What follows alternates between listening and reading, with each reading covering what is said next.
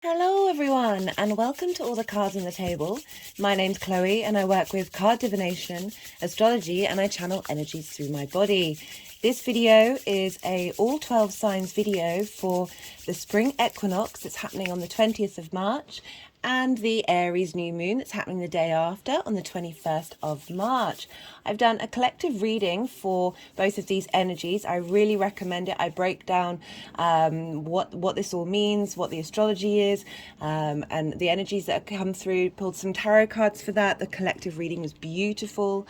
So I really recommend you check that out because I'm not going to break down the details so much in this introduction.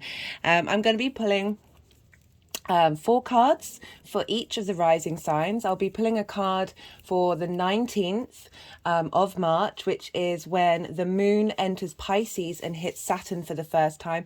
This is kind of just, I wanted to do this in the Saturn readings, but I was doing a lot of aspects. So I'm bringing it in now because it's happening while the moon is in her balsamic phase, just before she hits the spring equinox. So this is the first time the moon will hit Saturn, really getting us in touch of what our emotional needs are, how we need to nourish ourselves, what are our instinctive responses towards this Saturn transit that we're having. The second card will be a card for the spring equinox. And then the third card will be for the Aries new moon itself. And the final card will be how the energies are going to move forward. I work with the whole house system. This means for those of you who know your birth time, know your natal chart, your ascendant, which is your rising sign, which is your first house where your ascendant falls, that will start at 0 degrees of that sign and end at the end of that sign. So each house is encompassing the whole of a sign. So when I really recommend checking out, for those of you who know your rising sign, check that out first, and then obviously check out your sun or your moon or any of the other signs. They'll all just relate to that area of your chart, and the messages that come through can still be incredibly relevant. Sometimes when I'm channeling, the energies will want to move the cards around and I may not be speaking for some of it because it can be a little difficult to channel, think and talk at the same time. This is all part of the process. So as I said, I work with divination, astrology, and I channel energies. So it's sort of tapping into the mental stimulation of the astrology, getting divine messages come through from the sort of the magical realms. And the energy work is to help us connect to the messages on subtle levels and energetic fields. So it's bringing all these mediums together so we have a full rounded assistance with the energies that will be at play and how that may mean for each part of our chart and for each sign. I just want to say thank you to everyone who's tuning in. I really appreciate it. All the likes and subscribes, very welcome. In order for YouTube to then push the content out furtherwards, I'm not seeking those likes or subscriptions for myself. I do this because I love it and I really enjoy sharing this information. And YouTube doesn't seem to be prioritizing long form content at the moment. So it takes a little momentum for channels to get the audience that may actually want to find them. So the more likes, the more subscriptions and sharings, the more that the algorithms will pick it up and send it out into the big outside world. So we're dealing with Aries energy here. Aries is the first sign of the zodiac. It's a fire sign. It's a cardinal sign. Cardinal signs are linked into the equinoxes and the solstices. The tropical zodiac is based on this shifting of the seasons. So when we're dealing with tropical zodiac astrology, we're tapping into these collective energies. And so at the moment, we'll be dealing with the spring equinox. I see the spring equinox as a half quarter square. I see the winter solstice as a new moon. So squares represent momentum, action, drive, friction, is creating into the 3D. Whereas at the winter solstice, that was a time of cultivating, of germinating ideas and things you want to do and progress for the next year. And the solstice, even though it's the start of the astrological year, for me, very much a first quarter square of when things start to build and start to take action. The world is very out there. Mother Nature is definitely, you can just feel it in the air. There's a shift. All the animals are getting a little frisky, a little restless. It's a time for copulation and creation of life. We have strong, fertile energy happening at the moment. And we've got this Aries energy, very feisty, very independent. I talk about a lot of the themes of Aries and how important that is at the moment, especially with everything that's going on with Saturn in Pisces and Jupiter still being in Aries. So I really do recommend checking that out to get an idea of of how to cultivate and utilize this energy. We're going to have 2 new moons in Aries this year. So we're having one at 0 degrees, and then we're going to have the Libra full moon, and then we're going to have a new moon, which is actually going to be a hybrid eclipse because the nodes will still be in Taurus, but the new moon will be at 29 degrees. So we're really, the way I talked about it in the collective reading is that we're sort of jumping. There's a lot of quantum energy. There's a lot of switching up and radical changes here, and really being able to let the magic and the inspiration and the motivation from lots of different dimensions slip through the cracks. I linked into these 2 new moons as sort of like the phoenix in the fire of being reborn very quickly and being reborn out of the ashes of the previous cycle. So I just wanted to read, I forgot to read in the collective reading, so you're going to get it here. This is the Sabian symbols, and these were channeled by a psychic in the, I think it's the 1920s. And also we've got, so there's another reason why this spring equinox is important, as well as the new moon that's happening. So the spring equinox is when the sun hits 0 degrees of Aries every year, and this new moon is happening at 0 degrees and 49 minutes, so it's still in the same degree. And the reason why this is important, because at the winter solstice just passed, where we were planting new seeds for the year moving forward, Jupiter was at 0 degrees of Aries. So we're activating that Jupiter energy. Jupiter's been so prominent in Aries for the last well, it's been there for a while, but I really feel that it's really ramped up momentum when it entered back in at the winter solstice, that it's really helping us. There's a sense of ease with embodying our spark of life and really being very comfortable with who we are now. So a very, very potent energy during this time. Great time to start things, to get motivated on all those New Year's resolutions that may not have come to the force, because at the time Mars was retrograde. Mars is only just sort of getting out of shadow. We've now got this boost, this square energy. Squares are ruled by Mars, and Aries is ruled by Mars. So lots and lots of Mars energy going on at the moment. And a square can bring about conflict, can bring about drama, can bring about frustration. But I link into the fact that it brings about friction. When we get the square energies to talk to one another, they cultivate, and we need that friction in order to bring things into the 3D world. So our ideas and our plans are now outwardly expressing. So Aries 1, a woman arises out of water. A seal rises and embraces her. Key word, realization. Theme, the way to begin is to begin. This symbol speaks to birth, emergence, and taking the first faltering and naive steps on any journey. So in the collective reading, I talked a lot about how Aries energy is very much the hero's journey. I really recommend checking out part 1 of the 3-part series for Saturn in Pisces, where I break down the importance of Jupiter's transit in Aries combined with Saturn, and how the Aries energy is the hero's journey. And I link Joseph Campbell. Apologies, I just had to pause there. The postman was at the door.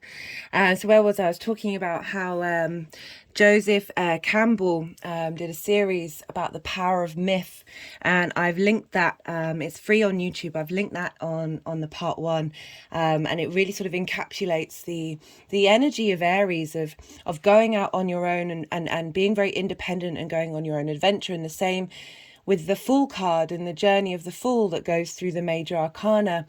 we are all on our own individual journey, and how important it is to enjoy the process, and not seek out competition outwardly, have playful competition internally, and just go out there and try.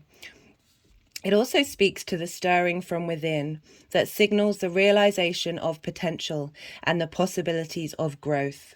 The image, a woman rises out of water, a seal rises and embraces her, depicts the feminine, emotional and receptive or passive side of man embraced by the masculine, purposeful and initiating or active side of himself. This image also symbolizes the human spirit embraced by desire. The emphasis here is on the achievement of self-integration, or that mystical union of all the elements of self. On a practical level, this image represents the first degree of the zodiac, and thus spring, the beginning of a new cycle and freedom of choice. It also marks the starting point of the journey of self-discovery. Positive, at its highest, this symbol represents independence, initiative, and openness to new experience. Negative, willful or lack of discrimination. Today, the accent is on on change and new beginnings. You may be feeling bored, restless, or lonely, or that something is missing in your life. Adventure beckons, like the sweet scent of lilacs on the gentle spring wind. The novel and different have a very special allure. And then we have opportunity. Your greatest advantage lies in being sensitive to what it is that you really need. Take a broader look at the options available to you, window shop, and pay close attention to timing. Risk. Guard against rashness and hasty decisions, or making irrevocable commitments. Avoid jumping from the frying pan into the fire, or being headstrong and stubborn in relationships with others. Stepping stones. Birth, new beginnings, growth, self-integration, new cycles of experience, freedom of choice, receptivity. What I love about this is it's really blending in the fact that, you know, the beginning of Aries is the end of Pisces, that woman from an ocean, linking into that an emotional side of that deep collective unconscious that helps rebirth the individual. Love that. Yeah, another thing that came up that I didn't have time to talk about. This is one of the cards. So I pull some cards after I've done my meditations on the energies and written my notes. I'll pull some cards, and it's always interesting to see what comes up as confirmation. Some of these cards here are some of the cards that I pulled as well. I talk about them all in the collective reading. So this is from the Rumi's Gift Oracle card, and it's all lots of poems by the Sufi mystic Rumi. This one has a very short poem, and it's more what the woman has written, Ari Hanova, in the description, because it tied everything together. Atta explored the 7 valleys of love. We are still getting around one curb. The mythical bird, and this is what she's written, the mythical bird, the simorgha, appears in many of Rumi's poems. This bird is gigantic enough to carry off an elephant or a whale. It sometimes appears as an amalgam of different animals, for example, a peacock with the head of a dog and the claws of a lion. Rumi's revered teacher wrote about thousands of birds embarking on the arduous journey through the 7 valleys of love in his famous Conference of the Birds. Each valley presented, and 7 valleys, it's interesting because everything's getting tied a bit into Saturn, and Saturn is the 7th and final visible planet to our human eyes. Occasionally you can see Uranus, very, very rarely, but these sort of 7 layers of our internal, personal and social world that we grapple with on a daily basis. Each valley presents a different spiritual difficulty and mortal danger required of the pilgrims, the birds, before meeting the great mythical simorgha. At the end, 30 of the 1,000 birds survive, and they come to realize that they, themselves, are the simorgha. As in, we are the mythical, we are the divine. Our journeys, our experiences that we go on, the trials and tribulations that we experience are part of divinity. And they are all master teachers in everything that they do. Right, so I went off piece there. So the final thing that she writes is, for Rumi, it was necessary to unlearn the past knowledge. Like Aries is really very present. It likes to keep in motion. If you channel energy, it's quite easy to let go of things and move on and sort of not get stuck in the emotional body. Obviously we don't want to repress things. That's the opposite of what this energy should be representing. It's more of being able to hold space and then just keeping that momentum and not keep stuck there. So sorry, for Rumi, it was necessary to unlearn the past knowledge and allow love to fill his being.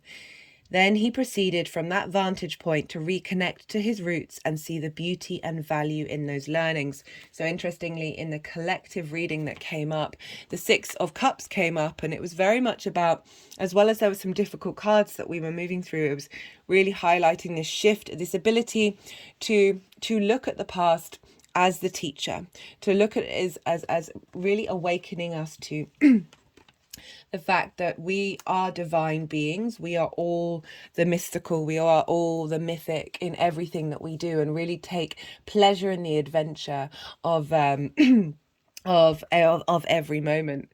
Now, I also wanted to find some examples of people who have either the sun in Aries between 0 and 5 degrees. I try to keep it as close to the new moon as possible, or the moon at 0 to 5 degrees. And one of them, Edmund, Becquerel, he was a scientist, and this made me laugh so much, who helped come up with the theory of photovoltaic, the photovoltaic effect. Sorry, sometimes I can struggle with words. And this is when light is absorbed into matter, it excites an electron to a higher energy state, creating a voltage. So, the sun is exalted in Aries. Aries is this fire, this momentum, this movement, this spark. The sun, the light, and the fact that he had the sun and Saturn and the North Node all conjunct in the 9th house. So this theory then went on to help create solar cells, solar panels, of being able to harness the sun's light through action and create the fact that the light absorbed excited the electron. Mars is very much about excitement, the blood pumping through our bodies, that motivation to help us get out of bed. It really made me chuckle, and especially also, really tying back into Saturn again, about Saturn. Saturn helps bring about legacy, long-term legacy, and commitment. And the fact that this guy had the sun and Saturn combined to help come up with this theory that would help utilize the sun's light in an action-based sign, just that could help us harness energy in ways that, there are issues with solar panels. They're highly disposable, they don't last very long, but obviously if we harness that and actually get that more to a more sustainable space, then brilliant. Anyway, so he had the sun and Saturn and the North Node combined at the early degrees of Aries. So the reason why I give examples is so you can kind of understand what sort of energy these placements have cultivated in the past, all for inspiration.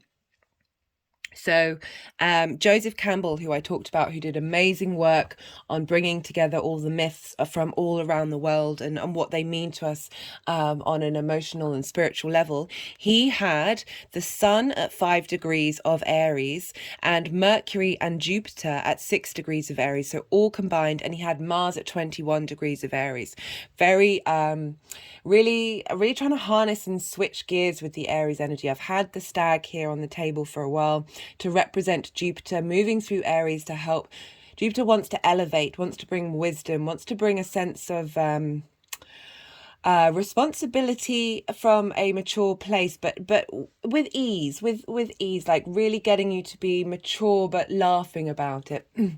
And so I brought in the stag energy to sort of help us raise up that Aries energy, because it can create drama. It can be very abrupt. There are negative, well, there are unintegrated energies to all of the signs that I appreciate Aries energy. I like how there seem to be very few masks. They're very straightforward. They get to the point. And or the nodes are going to be moving into Aries and Libra as well in June or July, which are really going to help us focus on the dynamic of the individual and the individual in the social sphere, because Libra is the social air sign. Anyway, so Joseph Campbell has a huge, and he's got Jupiter there as well. And Mercury will be at 5 degrees of Aries during this new moon. I break down all the aspects in the collective reading, so do check that out. So that really potent energy of being true to yourself with the hero's journey. You go out into the world, you experience, and usually through discovering yourself or finding something of worth, you take that back home, you then bring it back into the collective. So 2 people who had the moon in Aries at 0 or 5 to 5 degrees was, the first one was S.Y. Agnon, who was he had this in the 9th house, and he contributed. He was a Jewish author. He was the first Hebrew writer to win the Nobel Prize. So with Aries energy, it can be combative, it can be competition, it can be firsts. There can be a lot of firsts with Aries energy. They want to go out and do everything by themselves, and they can often achieve things that haven't been achieved before. And he, aside from that very prestigious achievement, his writing really contributed to the concept of the narrator in the role of literature. So very much bringing the individual, the narrator, the individual speaking, the viewpoint of the individual, the I am of Aries, into literature that then spread out and it became more accessible and more used, which I thought was a very interesting way of applying that Aries energy when dealing, because he was also very much dealing with psychological and philosophical problems of his generation. He had it in the 9th house, which is all about mapping out your big picture philosophies. So he was able to, again, cultivate the collective in the individual viewpoint.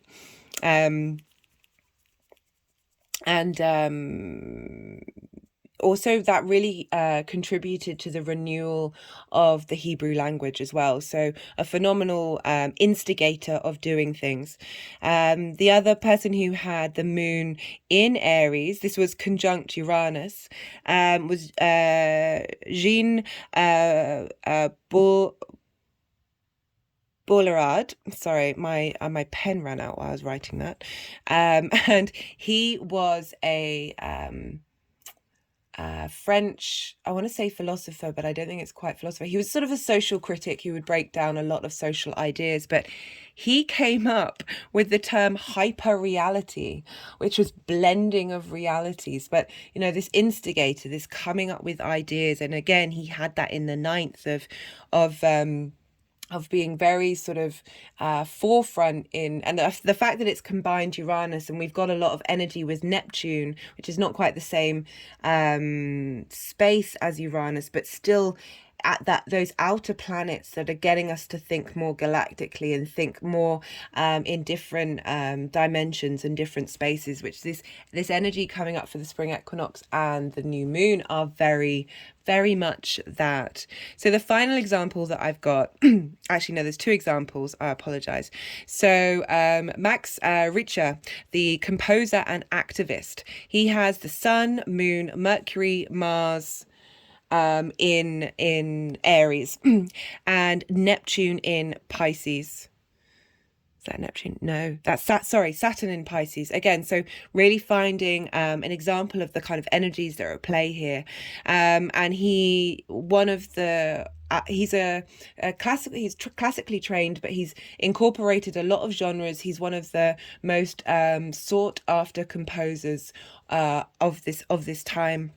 One of his albums was The Blue Notebook, which was arguing against the Iraq War, which I thought very interesting when we're dealing with the Aries energy, which can be linked in to the soldier, to the warrior, to that, Mars, the god of war, that this is someone using that energy to switch gears and reflect on what is it worth, it matters what we're fighting for. It's important to be able to say no to things and to and to question the narratives of what's going on. Another one of his albums was Voyager, which was based on the Voyager probe and camera that made its journey throughout all the outer planets, and it was the first time we got some really detailed, beautiful photos of our solar system. This sense of going out on an adventure. Admittedly, he wasn't doing it himself, but composing, bringing in, taking action, with creativity and momentum of telling the story of this wonderful experience with the Voyager probe. And finally, I love this one. So this is George Bartholomew. I am terrible with words today.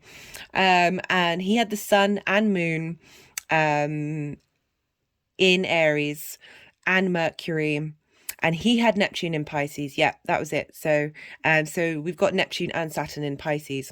And he had all this Aries in the 9th house, and he was a cartographer and a geographer. He named Antarctica.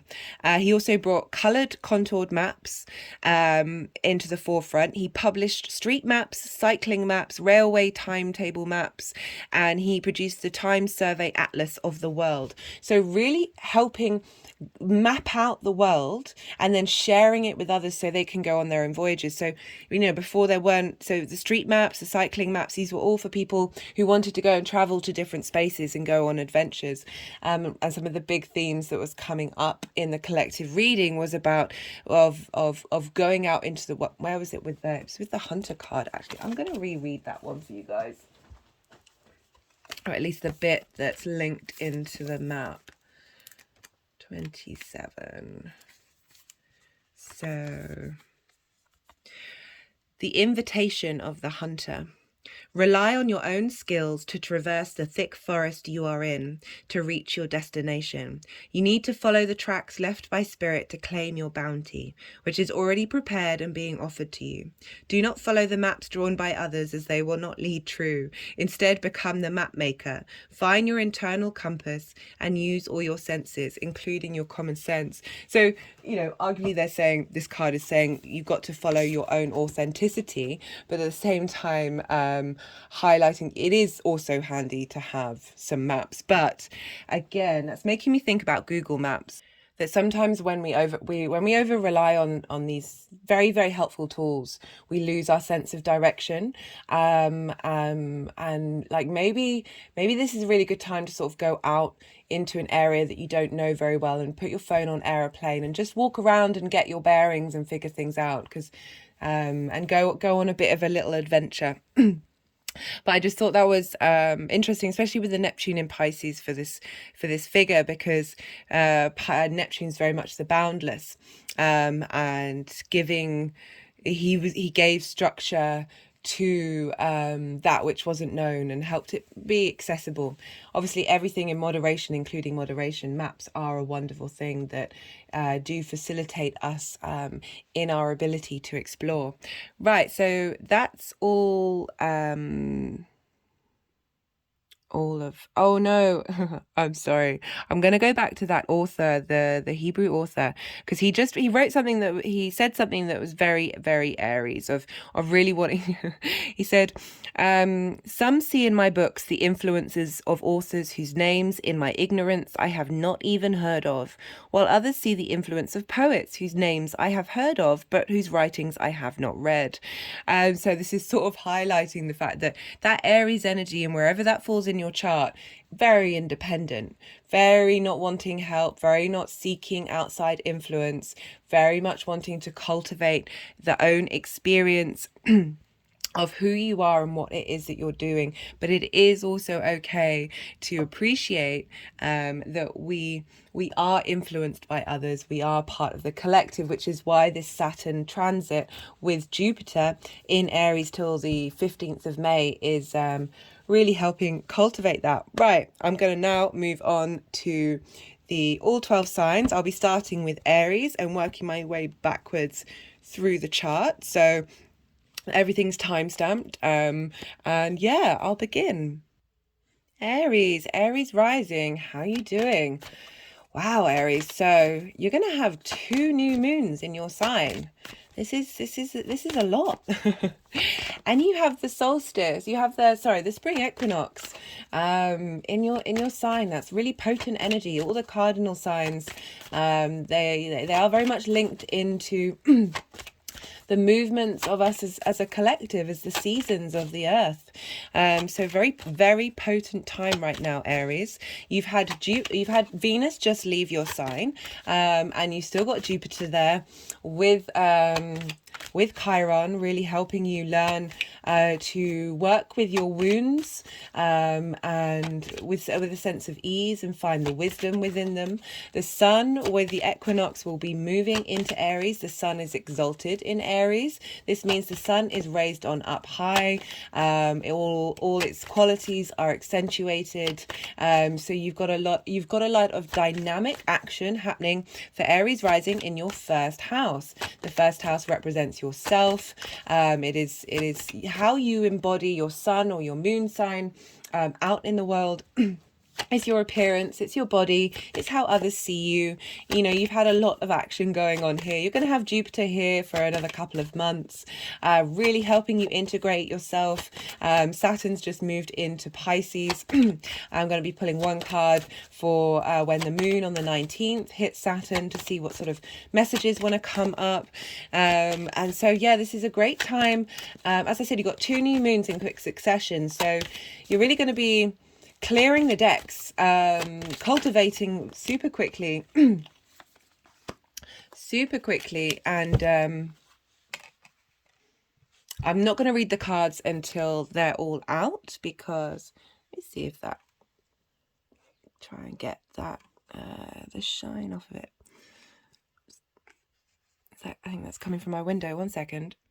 Yes, daylight doesn't really work with these readings. So hopefully you can see that better now. Yeah, so I'm not going to read the cards until they're all out, because the energies may move them around. But what was I talking about? Yeah, you've had Saturn move into your first. So really getting you in touch with... Sorry, your 12th. Loves being in the 12th. So this is a big shift for all of you. I really recommend checking out the all 12 signs videos for Saturn in Pisces while Jupiter is in Aries. You'll really get to understand this this sort of very potent energy that's happening right now, and how... Yeah, there's a lot going on. I can't lie. Saturn in the 12th is helping you get to grips with the hidden parts of yourself. It's also a place of magic. But this deep renewal you're getting with Jupiter, starting a new cycle in your first house, a real sense of ease of who you are and integration, an ease of embodying, as I said, your sun or your moon, and just other people perhaps being very agreeable to who you are during this time. So because we're dealing with Mars, which rules your sign, and whatever happens, what's going on with the ruler of a sign affects the signs that it rules. So Mars is in Gemini, will be at 28 degrees. We'll be leaving not long after this new moon, and I think it's on the 27th of March. And so Gemini for Aries energy, sextiles. So this is an aspect of Venus. This is wanting to bring about harmony, wanting to bring about beauty, creativity, connection, relationships. Just there's a sense of ease between fire and air signs. So they both stimulate one another and help create momentum. They're both day signs. There's a need for action here. And so with Mars moving through there for so long, you're in your third house, Aries rising, which is how you communicate. It's your local community. It's the things you do on a regular basis. It's also the house of the goddess, where we bring down our big picture philosophies into our day to day and really embody who we are in how we communicate and how we move in the world. In our local community. It's also, you know, with Mars being there for so long, that you've really been learning to understand how you what kind of information you want to draw into you, and what kind of information you want to share, and what motivates you to communicate. So my feet are just tapping on the floor right now, just thought I'd tell you that, having a response to that. And so all that energy is funneling into your Aries energy, and helping you be able to communicate who you are in an embodied sense. So this is all very supportive energy for you, Aries, at this time. Great time to, as I say, to really get yourself in touch with what it is that you really care about, and what motivates you to move, what motivates you to communicate, how you want to be around everybody. Okay, so we've got 4 cards now. Let's see where they want to go.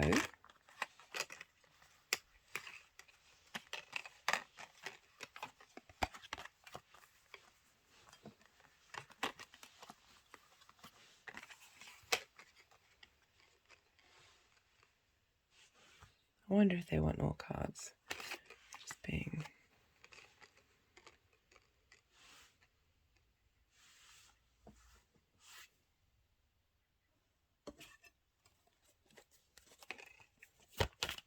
Okay, seems like they want to pull one more card.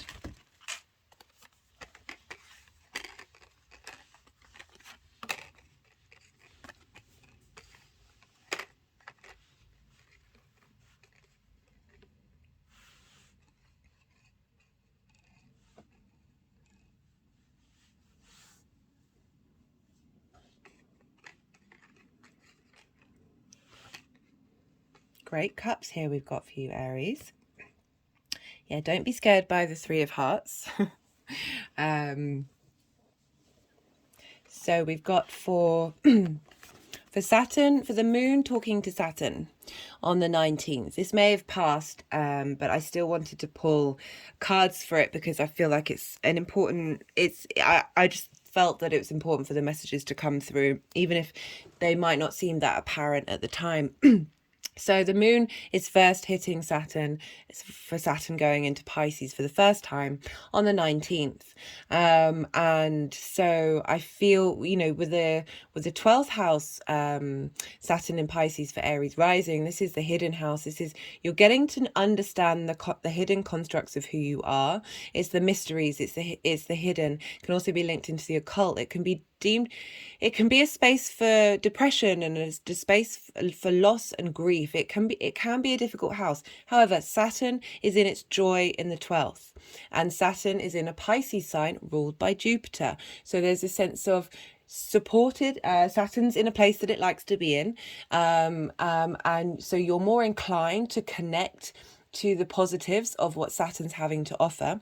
And it's in a Jupiter based sign, so there's this sense of abundance, this sense of ease, this ability to walk through this area, this potential, you know, the more work we do in the 12th house, the more we integrate ourselves, the more we're able to get in touch with what is truly important to us. And the cards coming through is the 3 of Swords and the Strength card. And so I feel that, like, this is the 3 of Swords, the moon talking to Saturn saying, hey, there's some hurts here. There's some things that have been hidden, have been blocked down, that need to, like, these swords need to come out. The work needs to be done in order to heal the heart. And what I love is you've got the Strength card that wanted to go with it. And this is about balancing our instinctive responses with our our cognitive mind and getting them to be in harmony with one another. There's a sense of stillness, a sense of receptivity. There's a pause with the Strength card, and that is very much Saturn in Pisces. This is going to take time.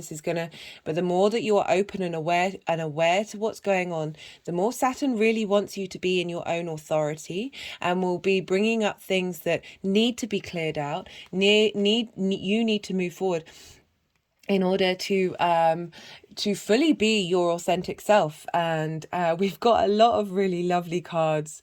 These are all very positive cards coming through. So for following that, I feel like it's going to be like a journey, because as I said, this is the first time the moon is meeting Saturn, so it's very raw, very like unfiltered. And with each cycle of the moon, we learn more, we grow more, and we evolve more. So for the energy of the spring equinox, this is renewal. This is deep creative emotional connection, connecting to that creative power that we have within us. Deep fertility, expansion, the command over your emotions. Really tap into that. Sorry if I sound a bit husky and if the videos keep pausing. I've got a bit of a cough at the moment, it's just working through what it needs to do. And I like how this is going over the Strength card, because it's saying you're going to get a really big boost from the mother, from the spring equinox, this renewal space of really getting you to be in command of your emotions and be grounded and be able to utilize whatever's coming up, whatever pain is coming up, whatever frustration, and change that into creative energy and create something beautiful. Remember the teacher card about how all pain, all suffering we learn from, we grow from, and we can expand into a space of love. I'm appreciating this message for you, Aries. So for the new moon itself, we have the Page of Pentacles. Now this is about the physicality of the world. Pentacles are an earth sign. This is about your tangible body. It's your wealth, it's your work, it's your health. And the pages, they're very useful energy. It's starting afresh. There's a lot of fresh new energy of being able to tap into what it is that you need in this 3D reality, and listen to the messages that are coming through of working out what your body needs. For Aries rising, we're dealing with the first house, even though it's a fire sign, you still have a physical body. You still are maybe a new way of embodying yourself. Love that. So great fresh new start. I like that we've got the king here, which is that we got a lot of kings in the collective reading, of the sense of autonomy and authority, but from a grounded space. There's this richness there. But with the new moon, we've got this Page of Pentacles. There's one page that came up in the collective reading as well, of really being able to be both of these things, be the king and the page at the same time. They don't negate one another. It's the more that we hold space for lots of different energies, the more options we have, the more our ability to be fluid. And for this energies moving forward, this is the Nine of Cups. This is often called the Wish card. For me, the way that I read this card, this is about embodiment of gratitude in every area of your life. Feel as if you have had all your wishes come true. They may not have done, but it's really getting in touch with everything. Every moment is truly divine. You are perfect. That's not it's in all the faults, in all the whatever it is that isn't, we can still strive, we can still want and change and grow, but the more that we embody our authentic self, the more that we are at ease with whatever comes our way, the more we can hold space for that gratitude, and it just ripples out and out and out. Love this for you, Aries. Do hit the like button if this resonated. I would love to hear from you in the comments, and be well until we meet again. Pisces rising. How you doing, Pisces? So for those of you with who don't have Pisces rising, when I talk about the aspects, this energy will still apply. It'll just be applying in a different area of your life. And for those of you with Pisces rising, this lunation is happening in your second house.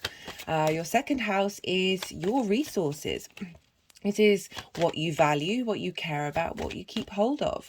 This is also how you value yourself. This is how you make money. This is your manifestation house.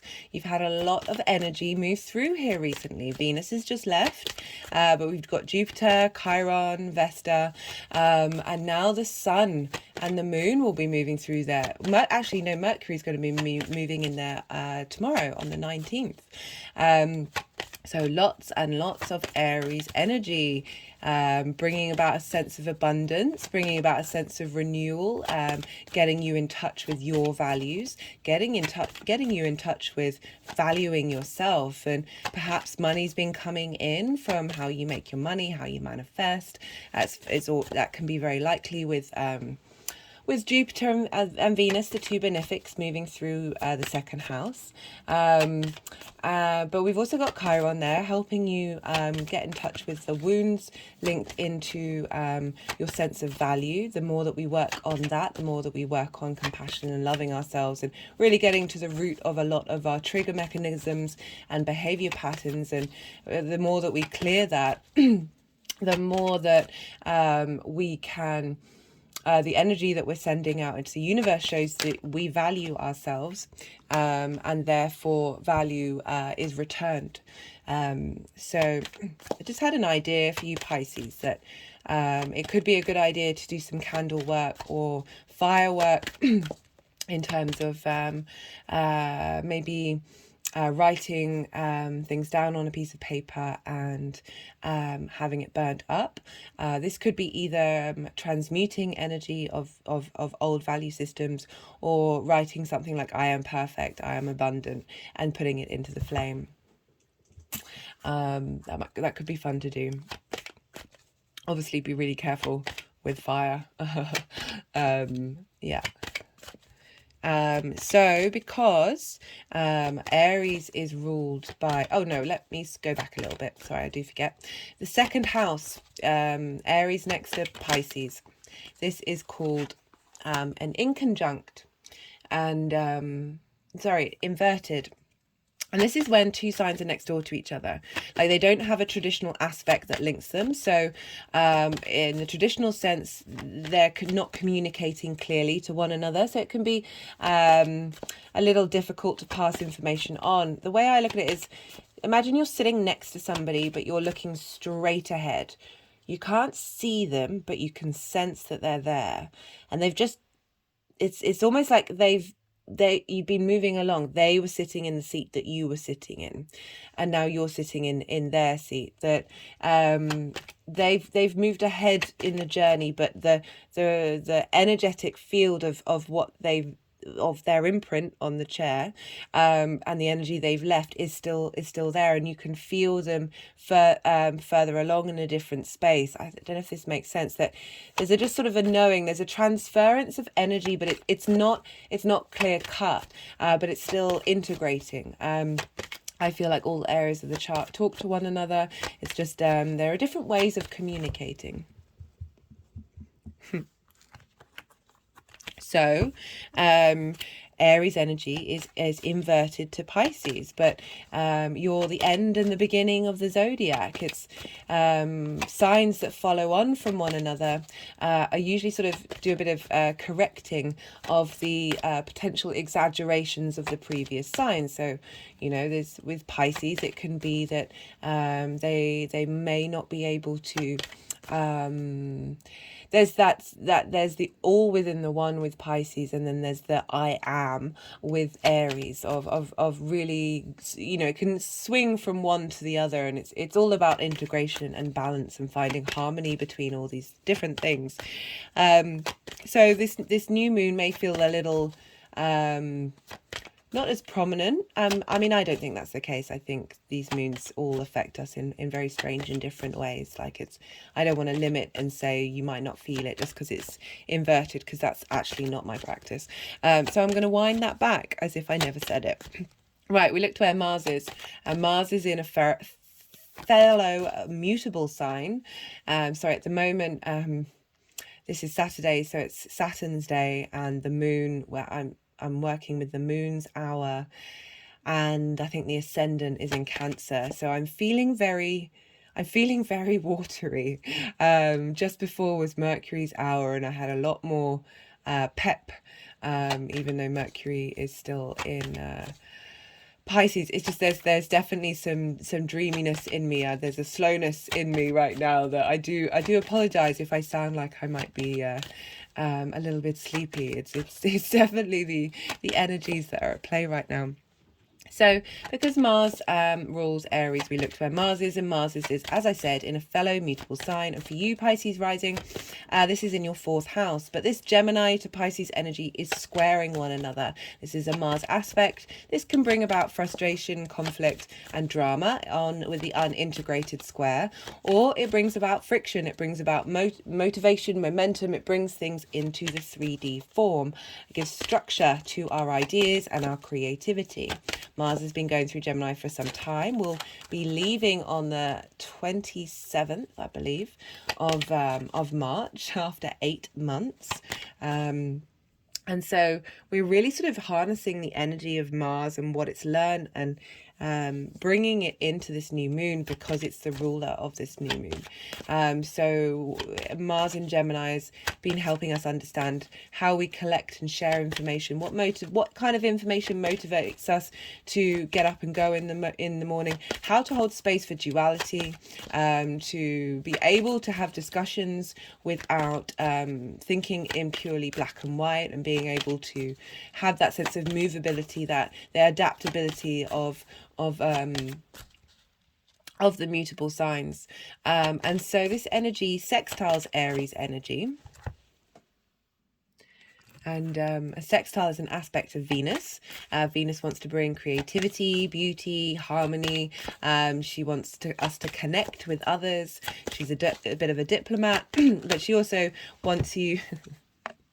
So funny, I'm talking about Mars in Gemini and Venus, and the Lovers card comes up. So this harmonious energy coming from Mars is funneling into this new moon, where we're planting new seeds. And so, as I said, it might be a good time to sort of plant new seeds about your self-worth, what you value, how you make your income, how you manifest, leveling up your manifestation vibes, and using the information that Mars has collected together. And there's lots of other astrological aspects. I do recommend checking out the collective reading that will give like a more in-depth way of working with this energy. So yes, but we've also just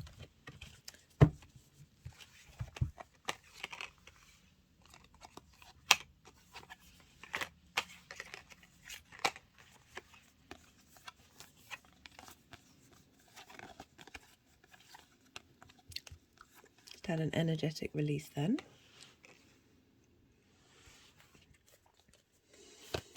So we've got one more card to come. So they've given you an extra card. So we're dealing with when the moon hits Saturn, the spring equinox, the new moon, the first new moon in Aries, and then we're doing how the energies are going to manifest moving forward in the long term.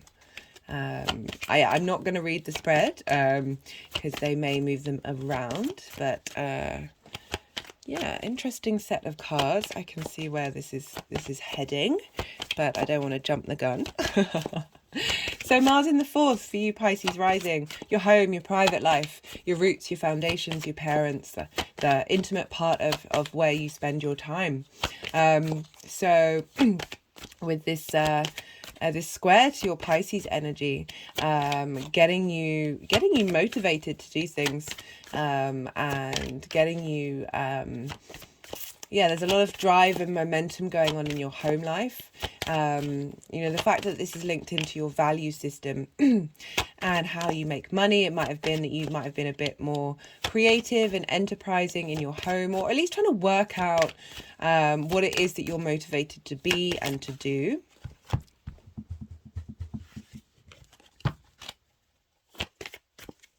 You're having Saturn moving into your first. Well, he's already there. This is getting you. There's a sense of responsibility and getting you in touch with your own authority that's happening here. And Mars is going to be moving into Cancer, trining Saturn. So that's going to be a really interesting shift in dynamic of yeah. There's clearly a big shift happening here. I just want to get that final card.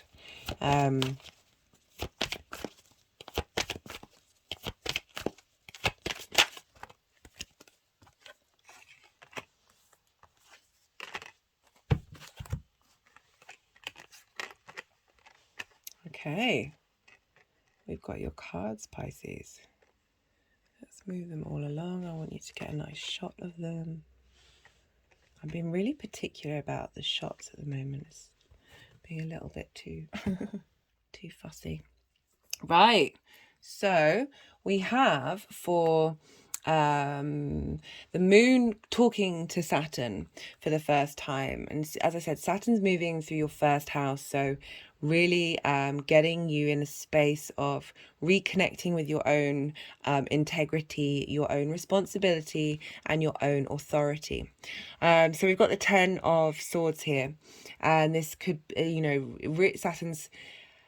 the moon is communicating to Saturn your fears and your needs, and you need not to be in this space anymore. And you need, this is, you know, letting Saturn know, hey, can we work on this? Can we sort this out? Can we resurrect? Can we not be stabbed in the back and betrayed by our surroundings, ourselves, our outside world? Because it can be very much yourself. We are often our own worst enemy. And then we've got the Four of Cups.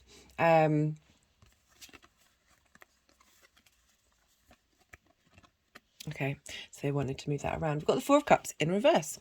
So the Four of Cups is very much, I link it into comparison is the thief of joy, looking out into the world, seeing what other people have, feeling lack, feeling stuck, the figure's not moving, they're not making any effort to go and get one of these cups. And I really recommend the collective reading of so many important messages about what's going on is coming through, that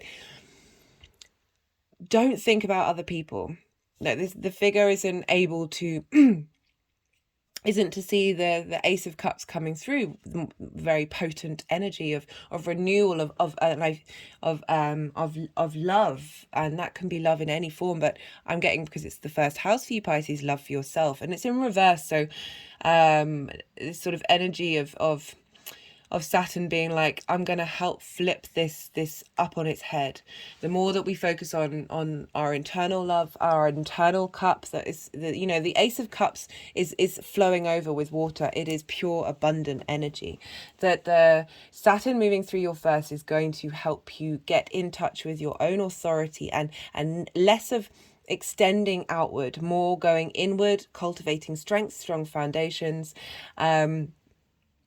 and really helping you be able to move. I mean, we all get in this space. We all, and I've certainly been in this space, and sometimes I still am. It's about how you then flip the switch on it, and have a laugh, really, smile. Realize that, you know, as I said, comparison is the thief of joy. Saturn in your first is basically getting you to, it's basically saying, you do you, boo. You just do you. So for the equinox, the spring equinox, we've got the Seven of Cups. I love this. I'm really enjoying this spread. So this is about choices. So you're going from thinking you have no choices, none at all, that you all by yourself, with no options. So I was going to start singing then, and I realized that was wouldn't be fair on anybody's ears.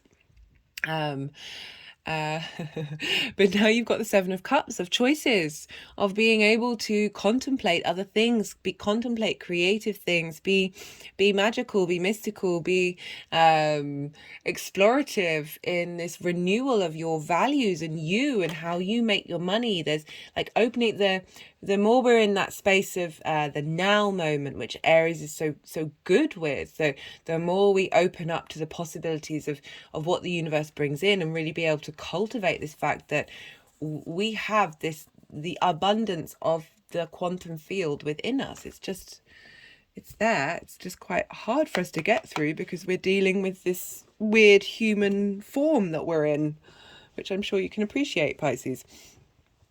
So for the new moon, I really like this, the card, the Lovers. This, for me, this is about making balanced decisions for yourself, of having choices and then being able to make the right one for you. And I love, got the Seven of Cups, which is about, you've got so many things, you don't quite know what to pick.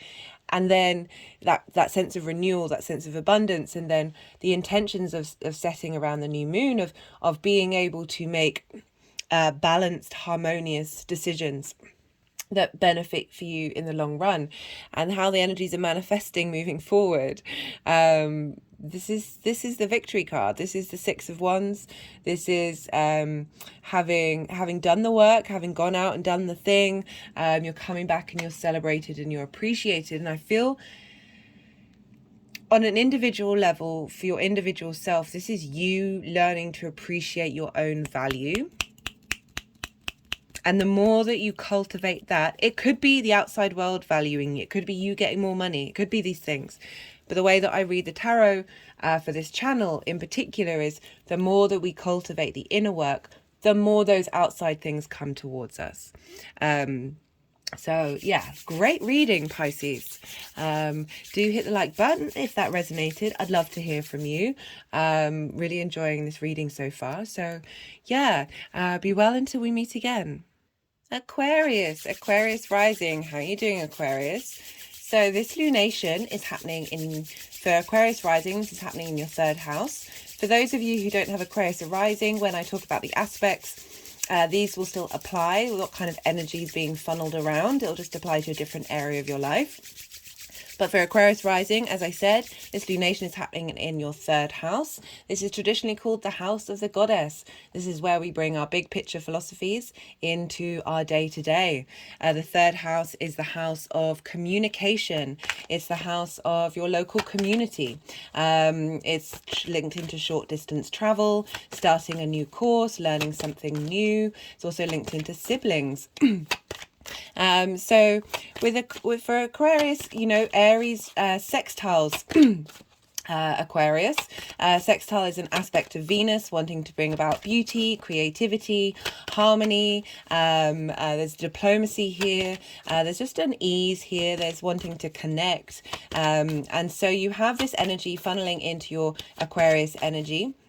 So you're getting supported by this lunation, and for Aquarius rising, this is happening in your first, so that your energy of yourself, which is the first house, how you embody your sun or your moon in your actions, how the people around you often see you. It's your body, it's your appearance. So this is really like focusing on communication, particularly because we look to where Mars is, because Mars rules Aries, and Mars has been moving through Gemini since August last year. It will be at 28 degrees and moving into Cancer at the end of the month. And so this long journey we've had with Mars in Gemini, which is for Aquarius rising, this is in your fifth house. And Gemini and Aquarius are both air signs, so this is a trine aspect. This is which is ruled by Juipter. This is bringing about opportunities, a sense of elevation, inspiration.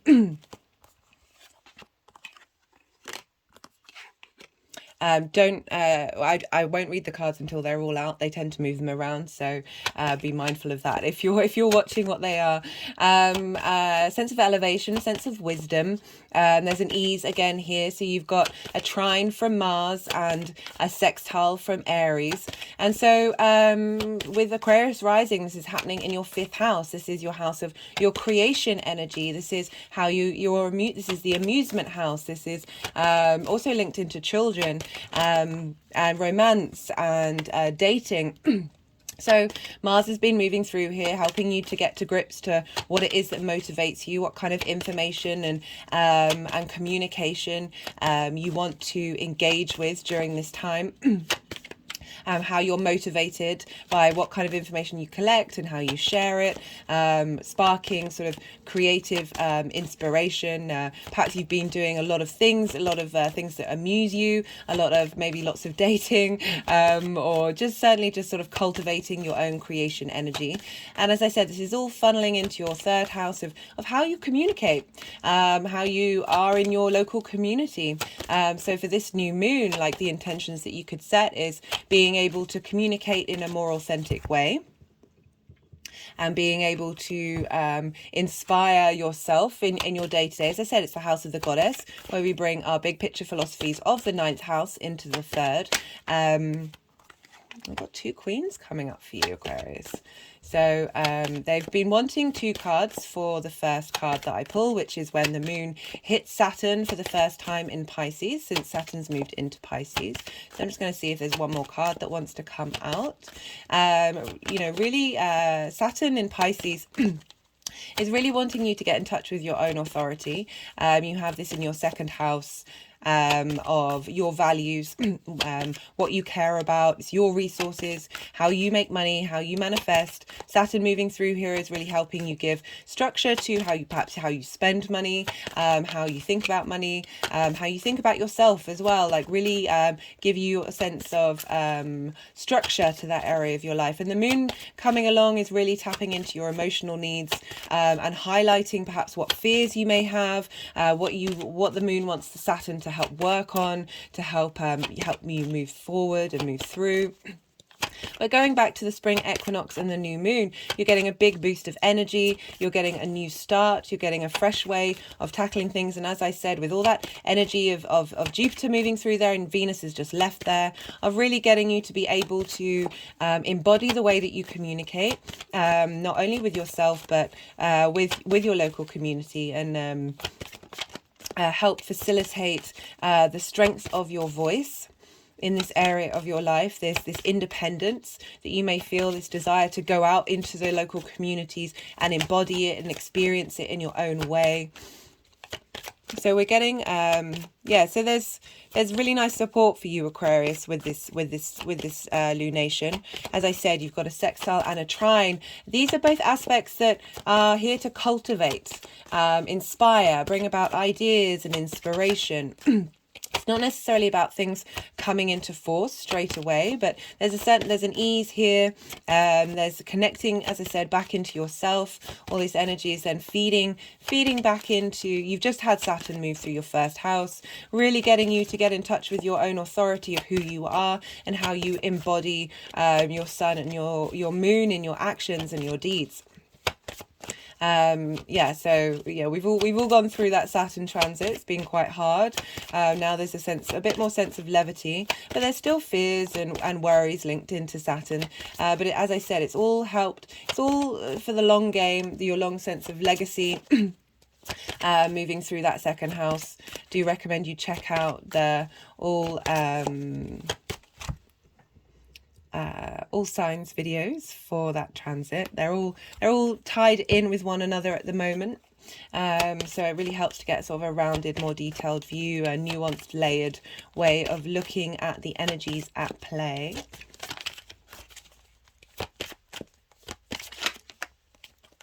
Okay, got the final card.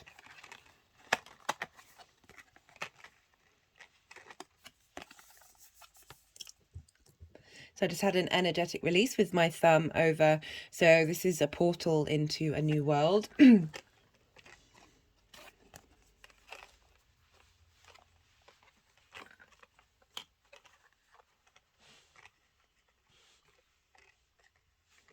Right. Wow. Very, very empowering cards coming through here. So we have for the moon, and this has been quite consistent, where there's been sort of a troubling card or a more difficult card to deal with, and then the support coming through. So this is for when the moon is in contact with Saturn. Just Just had an energetic release there. And we've got the Five of Swords with the High Priestess. I love these energies together. So the Five of Swords is, what fights were worth fighting? Was it worth it? Was that conflict worth it? And I feel, because we're dealing with your value system in the second house, it's kind of, perhaps you've been fighting what you've had conflict in trying to understand what it is that how you value yourself, and what it is that you do value. And perhaps you've been going through some issues of getting in your own way with that second house of how you value, and that can be on an unconscious level. Particularly dealing with Pisces being there in your second house of, and I love how we've got the High Priestess.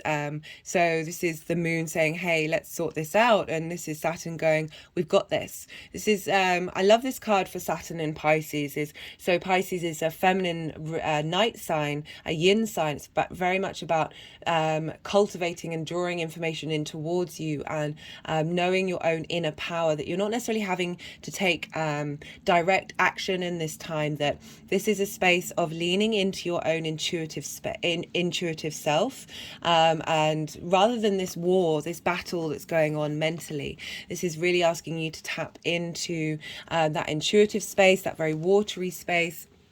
The High Priestess is linked to the moon, and the moon will be there. So the moon is sort of facilitating and saying, hey, this is how we can work together, helping tap into your unmet needs, the way that you nourish yourself. And really, the High Priestess is a very potent card, very magical card. It is that sense of receptivity of cultivating your own internal worth.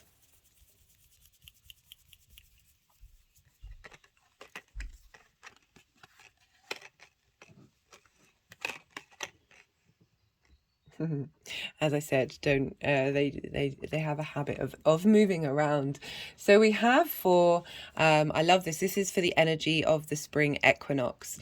So this is the Queen of Pentacles. This is your tangible stability. You're getting a really sense of renewal, but a sense of authority, a sense of groundedness, a sense of, so the Queen is earth sign. It's linked into health, wealth, money, but really being able to give yourself your own good advice, being able to feel very grounded in how you communicate and move about in your community, in your local environment, the things that you do on a regular basis. She's very much linked into the cycles of the earth, bringing that meaning, that wealth of information that you get with that Queen energy of really appreciating and understanding where you're at and who you are, and how that you know, establishing strong foundations. But I love this with, so we've even got, if you can see here, we've got a little hare, and we've got the hare statue here to represent that sense of abundance, that sense of fertility.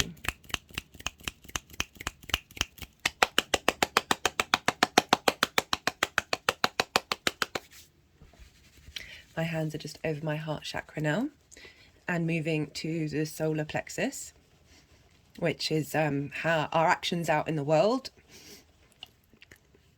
And now over my face, over my eyes, over my third eye. So we're bringing in that High Priestess energy at the same time, because Mars is in fact talking to Saturn at this time. So we have that connection as well, bringing all this energy in together.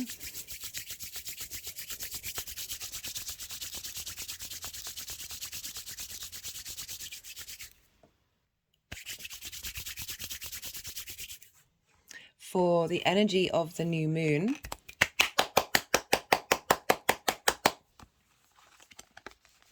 we've got the Ace of Pentacles. So we've got renewal in the tangible space, in the earth space, this sense of stability, this sense of health, wealth, and work, and being able to feel renewed. And as I said, my thumb keeps going over this gateway, this portal, and sometimes this card for me has very much been linked into new earth, of starting a new cycle, a new way of thinking, a new way of embodying your sense of self in the way that you communicate in the 3D realm, in your local community, in your day-to-day, and really having strength in that during this time. Rituals around this time of really tapping into abundance, putting intentions out there of renewal, of replenishing, of shifting gears and moving to a more 3D solid space, and having confidence with it, because as I said, we've got the Queen of Pentacles and then we've got the Queen of Wands, so this very strong energy coming through. Kings and queens have got to that space for a reason. They have that strength, they have that inner sovereignty that we're reaching out for at this time. So this is how the energies are going to move, manifest moving forward. And so the Queen of Wands is about passion, motivation, very happy to move, to be quick, to move on. We've got the stability of the Queen of Pentacles, but we've got this movement, momentum with the Queen of Wands, with that Aries energy of really knowing who you are, knowing how you want to be, what kind of energy you want to put out into the world, and how you want to communicate.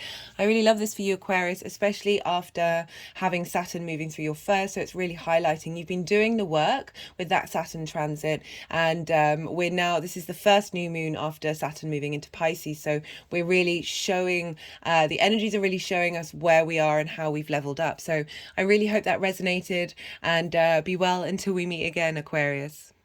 Capricorn rising, how are you doing, Capricorn?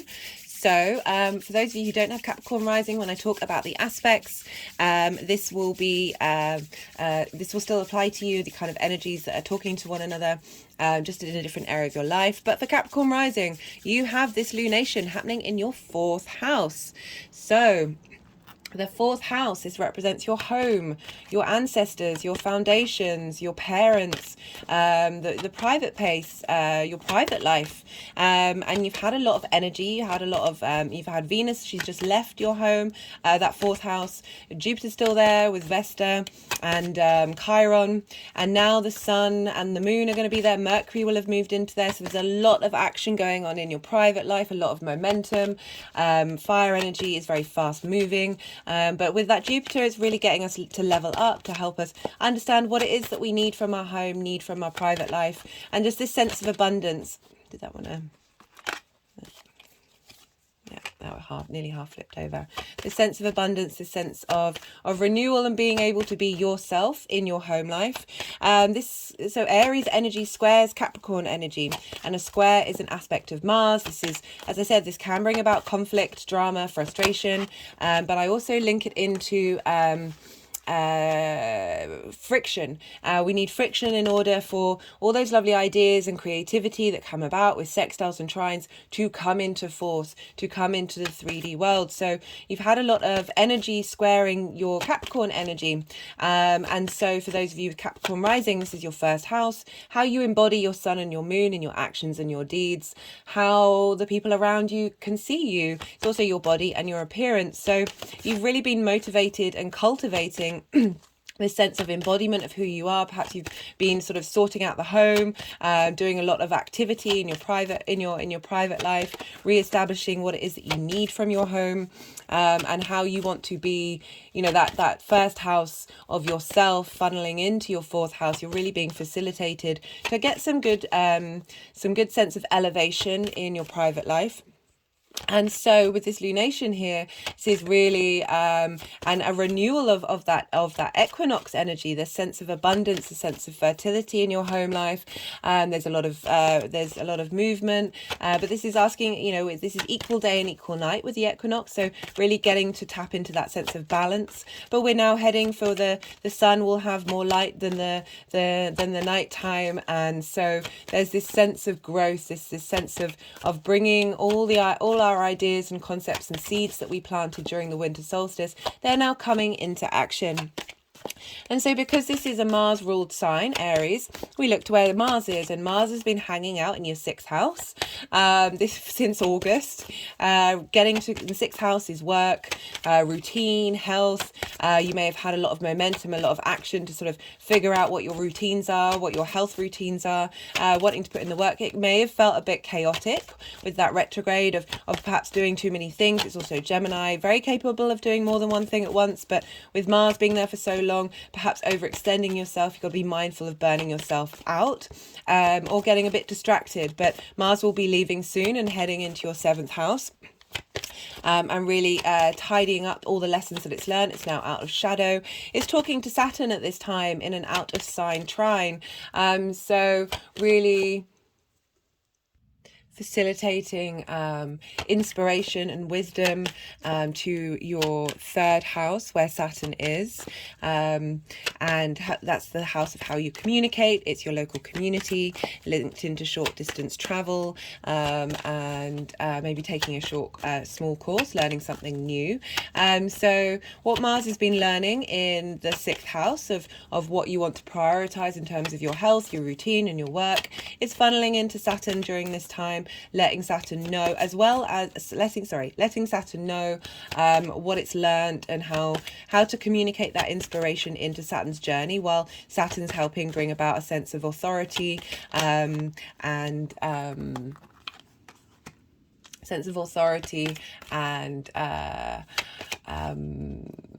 responsibility in your day-to-day.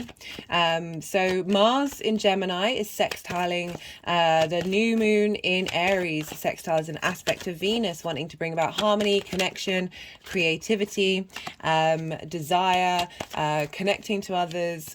There's a sense of diplomacy with this energy. So really getting you in harmony, to cultivating during this new moon would be a really good time to cultivate the energy that Mars has been doing in your 6th house, and cultivate how you want to apply that in your home life.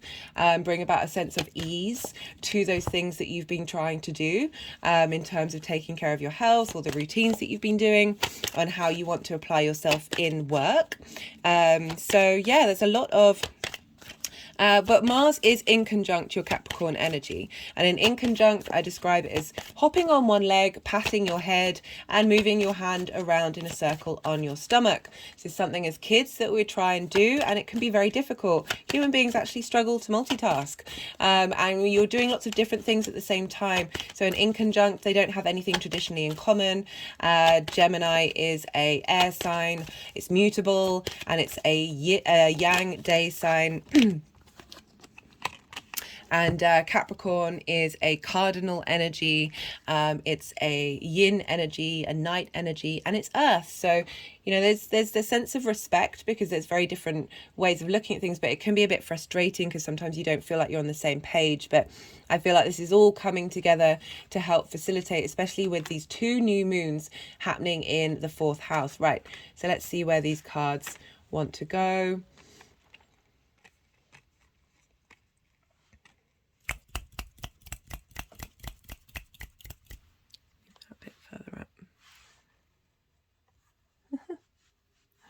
Getting a bit obsessive with you guys being able to see these cards perfectly. I don't know what's going on. The moon is in Aquarius right now.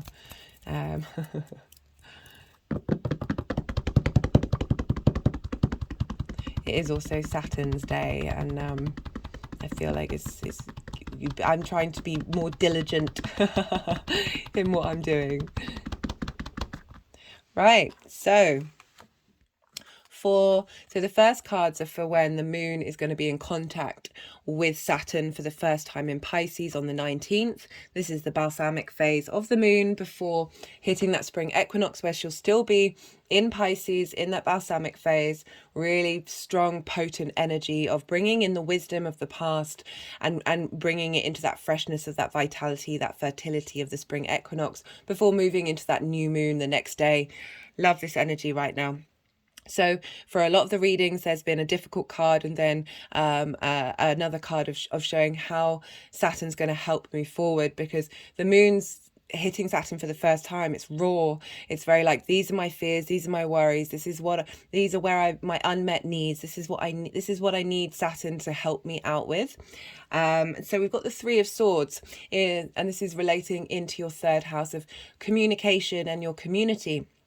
So it may be that, and siblings as well, because it can link into extended family, that there may have been some hurts in and pains and frustrations, because this isn't just linked into romance. It's any kind of hurt our hearts have, and that can come from all different directions. That perhaps not feeling supported in your local community, not having the ability to communicate your authentic self in your local community, and feeling vulnerable, feeling that you don't have that sense of authority. Saturn's coming along and really is going to be bringing up those fears, highlighting those things in order for you to know what to work on and how to work with the energy of Saturn.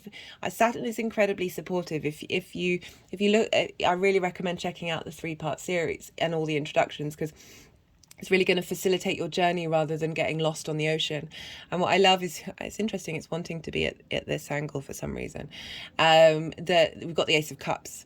This is renewal. This is being replenished. This is Saturn in a water sign, of letting that sense of abundance, that sense of that love for yourself in your community, renewing your love for the way you interact in your community, and how you communicate. And that's not just with your local community. That's in any form. And we also have, as I said, the House of the Goddess, being able to renew your ability to connect to that unconscious, watery, goddess energy in your day-to-day, and just feeling replenished and not feeling burnt out and stuck in that 3 of Swords heart energy. So next up, we have for... they're being cheeky. We have for the spring equinox. Apologies, I have to keep stopping the videos at the moment because I've got a bit of a cough and I've been doing lots of videos, so I'm not particularly helping the cough heal. But there's I've got 4 more planets, maybe 5, including the sun, moving different signs. So there's a lot of work to be done, and I'm very much enjoying it. I'm not complaining, but I'm just letting you know, if you see the cards shift in different ways, it's because I'm having to pause so I'm not coughing all over, all on the speaker. Right, so for the spring equinox, this is deep healing, deep renewal of self. I love about the star card, this is in your home, in your 4th house, your private life, your ancestors, your parents. So this is deep emotional healing. This is clearing. This follows the Tower card.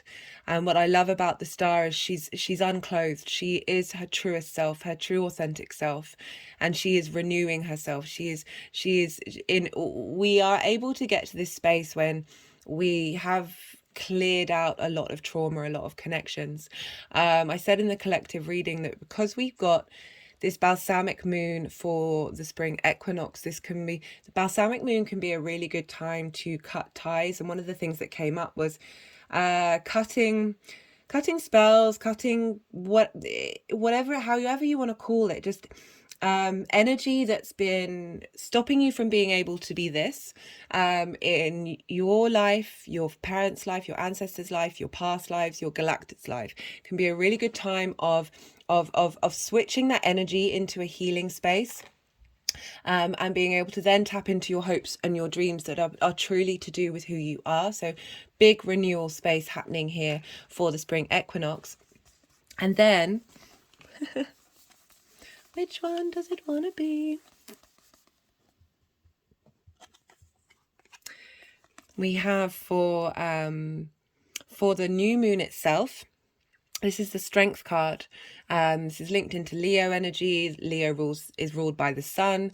This is about harnessing our instinctive responses with our cognitive thoughts and bringing those into balance. There's a sense of stillness here with this card, of cultivating. Perhaps the intentions are to bring these things into balance, having cleared having had this healing energy, clear a lot of clutter in your energetic field, that you're now in this space with this new moon. And remember, we're going to have a second new moon at the end of the month.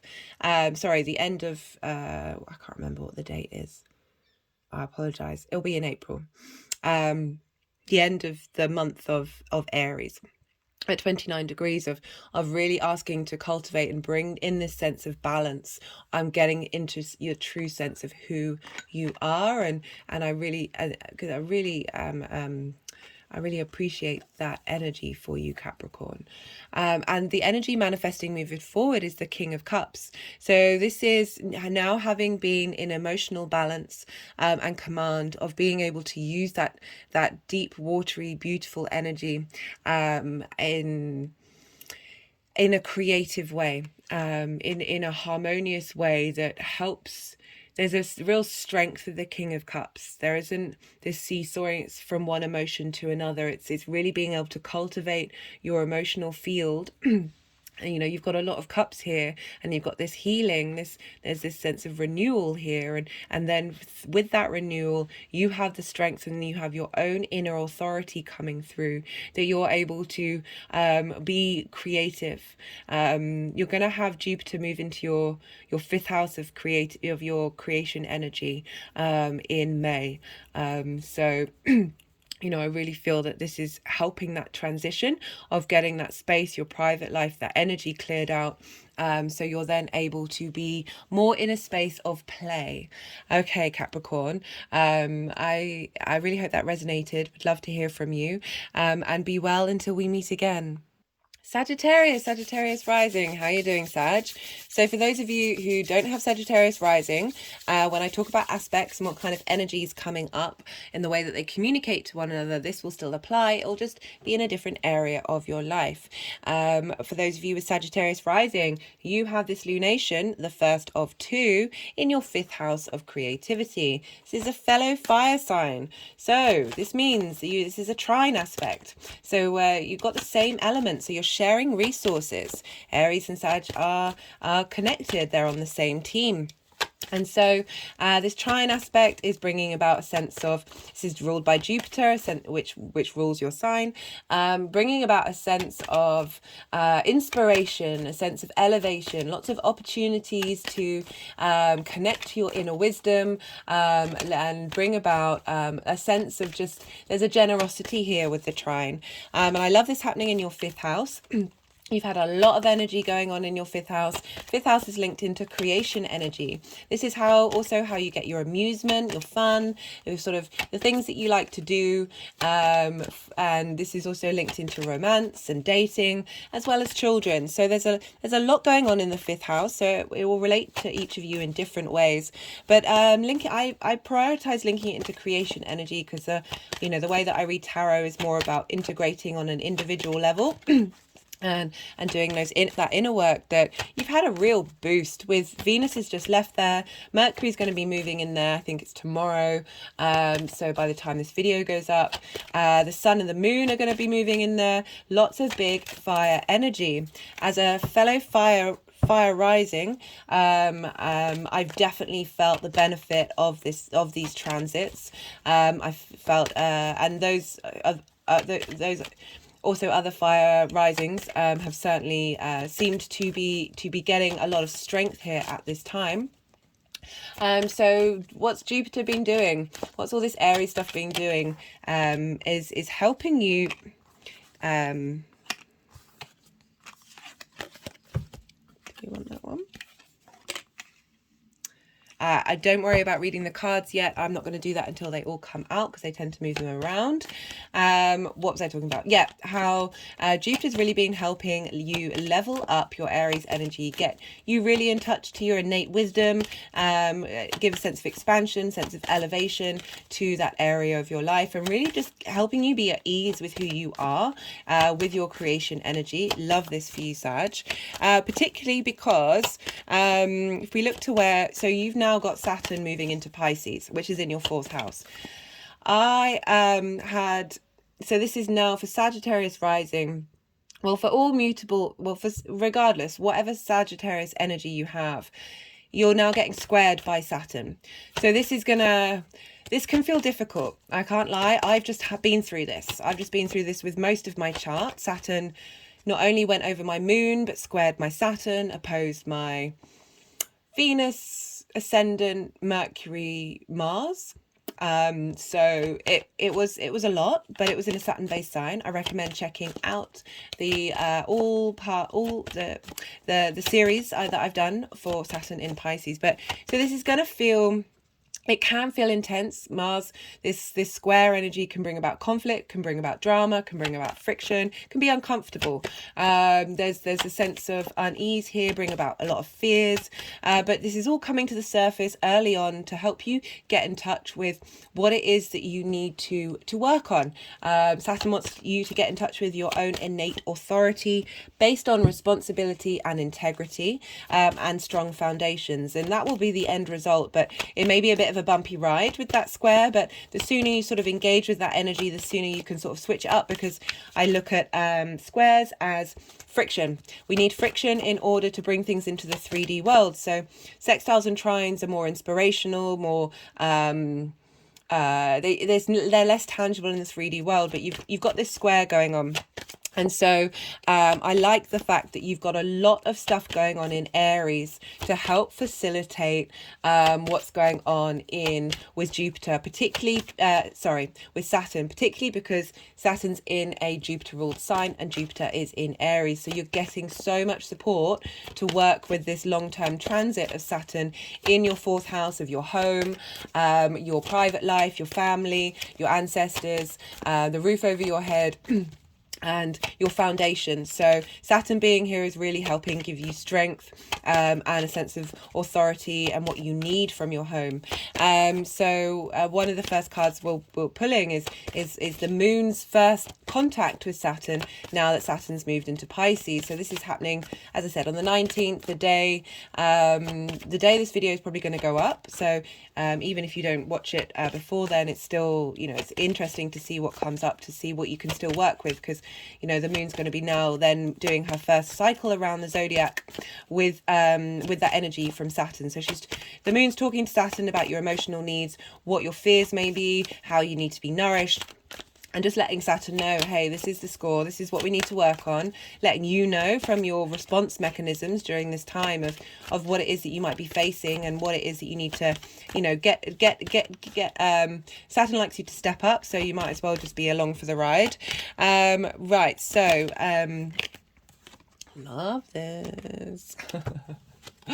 What was I talking about? Right, so you've got that energy of these new moons in your 5th house, and then because this is Aries, we look to where Mars is, and Mars has been going through your 7th house since August.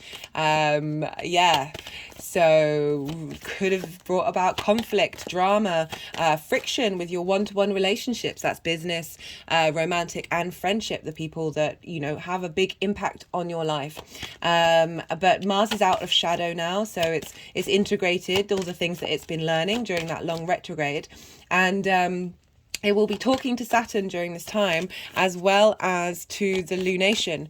So it'll be trining, an out of sign trine with Saturn, and an out of sign square with the new moon. So we've got this really interesting dynamic going on of Mars communicating in interesting ways about all that it's learnt during your 7th house, and feeding into this new moon so you can help integrate everything that you've learned of how you're motivated in your one-to-one relationships, how you like to communicate, how you want to, what gets you up and going, and interacting, whether you're able now to be balanced in not seeing things black and white. There's a little bit more fluidity, and this is funneling into your 5th house of creativity. This is the space of romance and dating, so it may help you have reevaluated what it is that you need from those relationships, and how you interact with fun, what brings you pleasure, what do you care about, and how that impacts your one-to-one relationships and what you want from a one-to-one relationship. Again, you've also got that link to Saturn in your 4th house of your home, your private life, what's important to you, and these things impact who we are. So Gemini opposes Sagittarius. So this is an opposition is an aspect of Saturn. This is what we get with a full moon. that the energy from one sign is sort of seesawing with the other one, and they can be out of balance. And with oppositions, it's all about getting things into balance and making sure that you prioritize both of those areas of your life in a way that facilitates you and the people around you. You know, it's not just all about us, but it's important that we really get to know ourselves, the truth of who we are, in order to be able to have healthy relationships.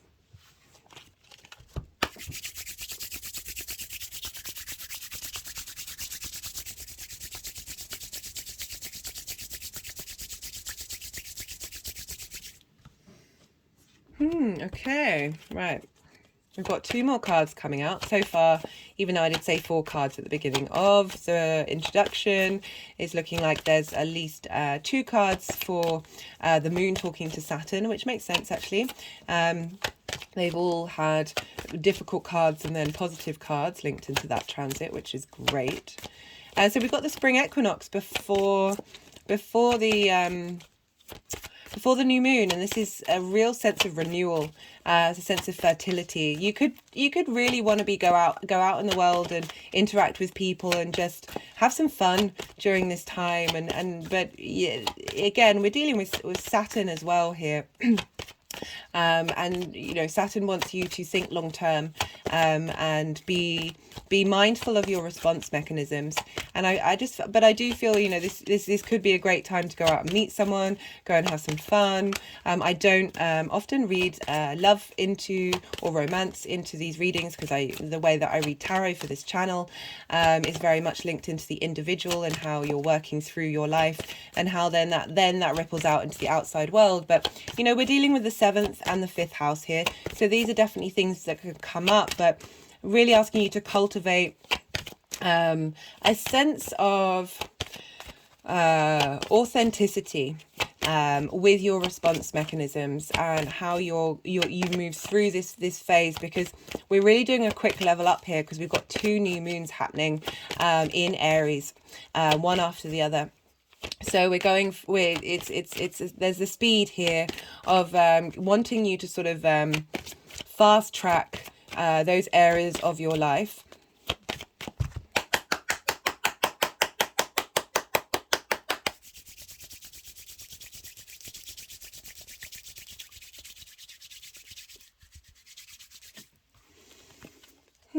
Yeah, so sometimes cards won't come out because they want to do energy work.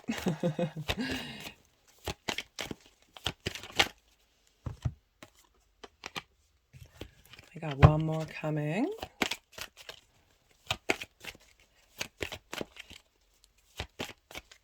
And I also find with the 7th house, it's my one-to-one relationship with the universe, spirit.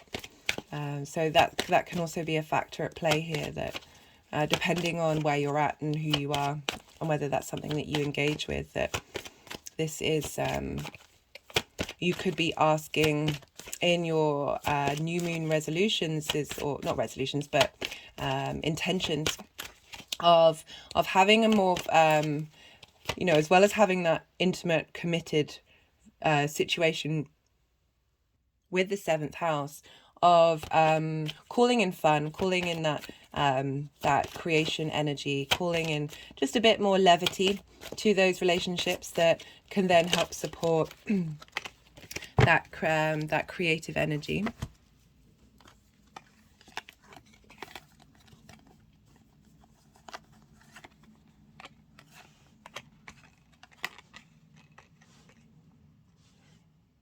Right, let's see. So we couldn't have 2 polarizing cards really here. As I said, this has been very I'm just trying to get so you can see like the 2 of Cups there as well. So we've got the 5 of Cups, which deals with grief, deals with loss, deals with yeah, very much being in that space of focusing, and grief is an important part. You know, this is coming up in your 4th house, of feeling maybe perhaps that you're not you don't have that stability that you need. You may be traumas linked into parents coming up during this time, but you've got the moon saying, hey, I'm in this space, I can't see beyond the fact that these cups are falling over and I feel like I don't have anything. And all this figure needs to do is, once, you know, we need to work through that grief process, but to be able to turn around and see, no, look, there's 2 cups here and they're upright and they're full, and then to make the journey over the bridge into this land where there's a new home. Yeah, perhaps you felt a bit unstable, especially with Pisces being in the 4th house of like everywhere's your home, and being a bit of a nomad, that perhaps there's a part of you that's craved a bit more stability, or at least being more comfortable with that nomad dynamic. And I do like the fact that you were crossing over water here in order to get to the other side, because we're dealing with Saturn in Pisces, a water sign. It may also have been like you felt like you haven't been able to be yourself. There's a boundlessness to Saturn in Pisces. There's a boundlessness to Pisces of not really being able to have your own authority in your home life. Because what we're getting with, you know, having the moon having gone, hey, this is what's going on, or this is what, even if you might not even be aware of it, like the moon taps into our unconscious of letting Saturn know, look, this is what we need to work through. And goodness me, this is one of the most positive cards in the deck. This is the Sun. This is your inner vitality. This is your sense of self. This is who you are. This is direct motion. There's a sense of go. This is really asking you, this is highlighting that Saturn's going to help you get in touch with your own inner confidence, your own sense of who you are, and not feel that sense of lack, that sense of disconnection to the abundance that is you. Love this for you, Sag. And then we have, for the spring equinox,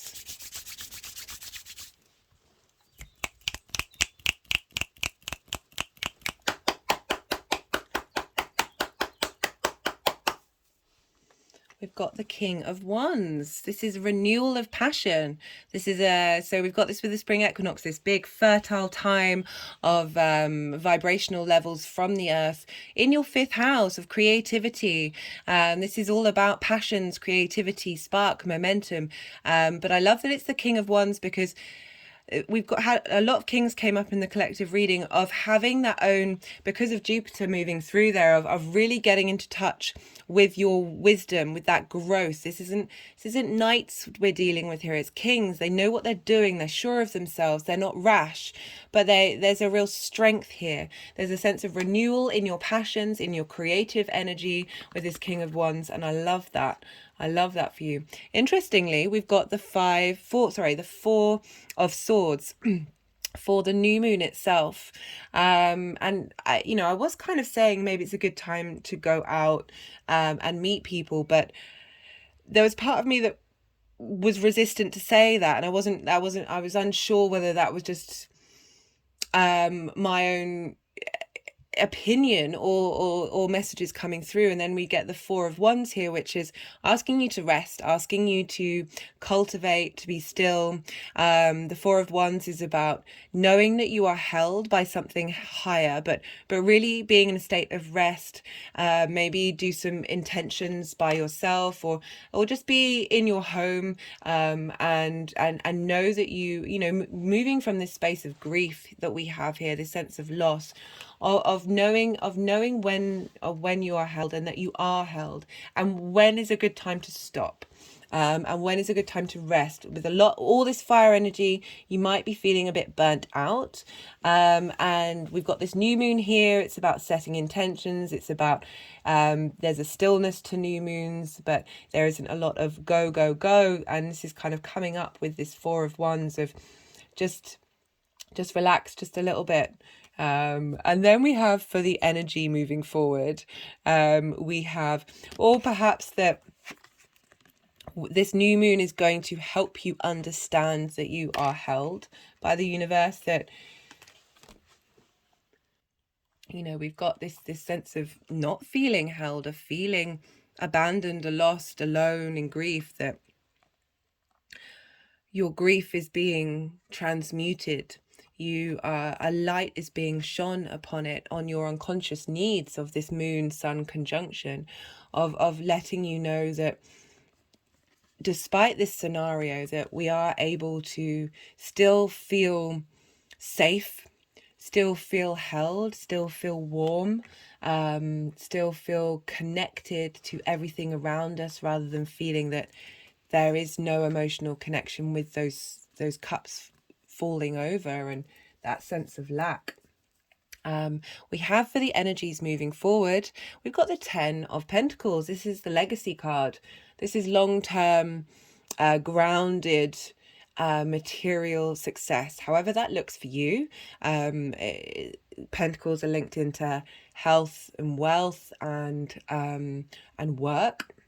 But I really just feel perhaps there's something creative that you've wanted to do that is going to help give you a foundation to make money in terms of this legacy. But I just feel the more we tap into that creative energy, the more we are respectful of it, the more that we're this, this is about putting in the hard work in order to get there. It's not an immediate thing, but it feels like the energies that are coming around at this time, especially with Mars having had such a long journey in your 7th house of getting in line with your one-to-one relationships and what's important to you, that's helping. And with now Saturn moving through your 4th, that your foundations are really being strengthened in order to get to this space of this legacy. So we've got this figure, this old elder figure who's in this magical cape, and then we've got these figures who are in quite sort of mundane clothing, and this is about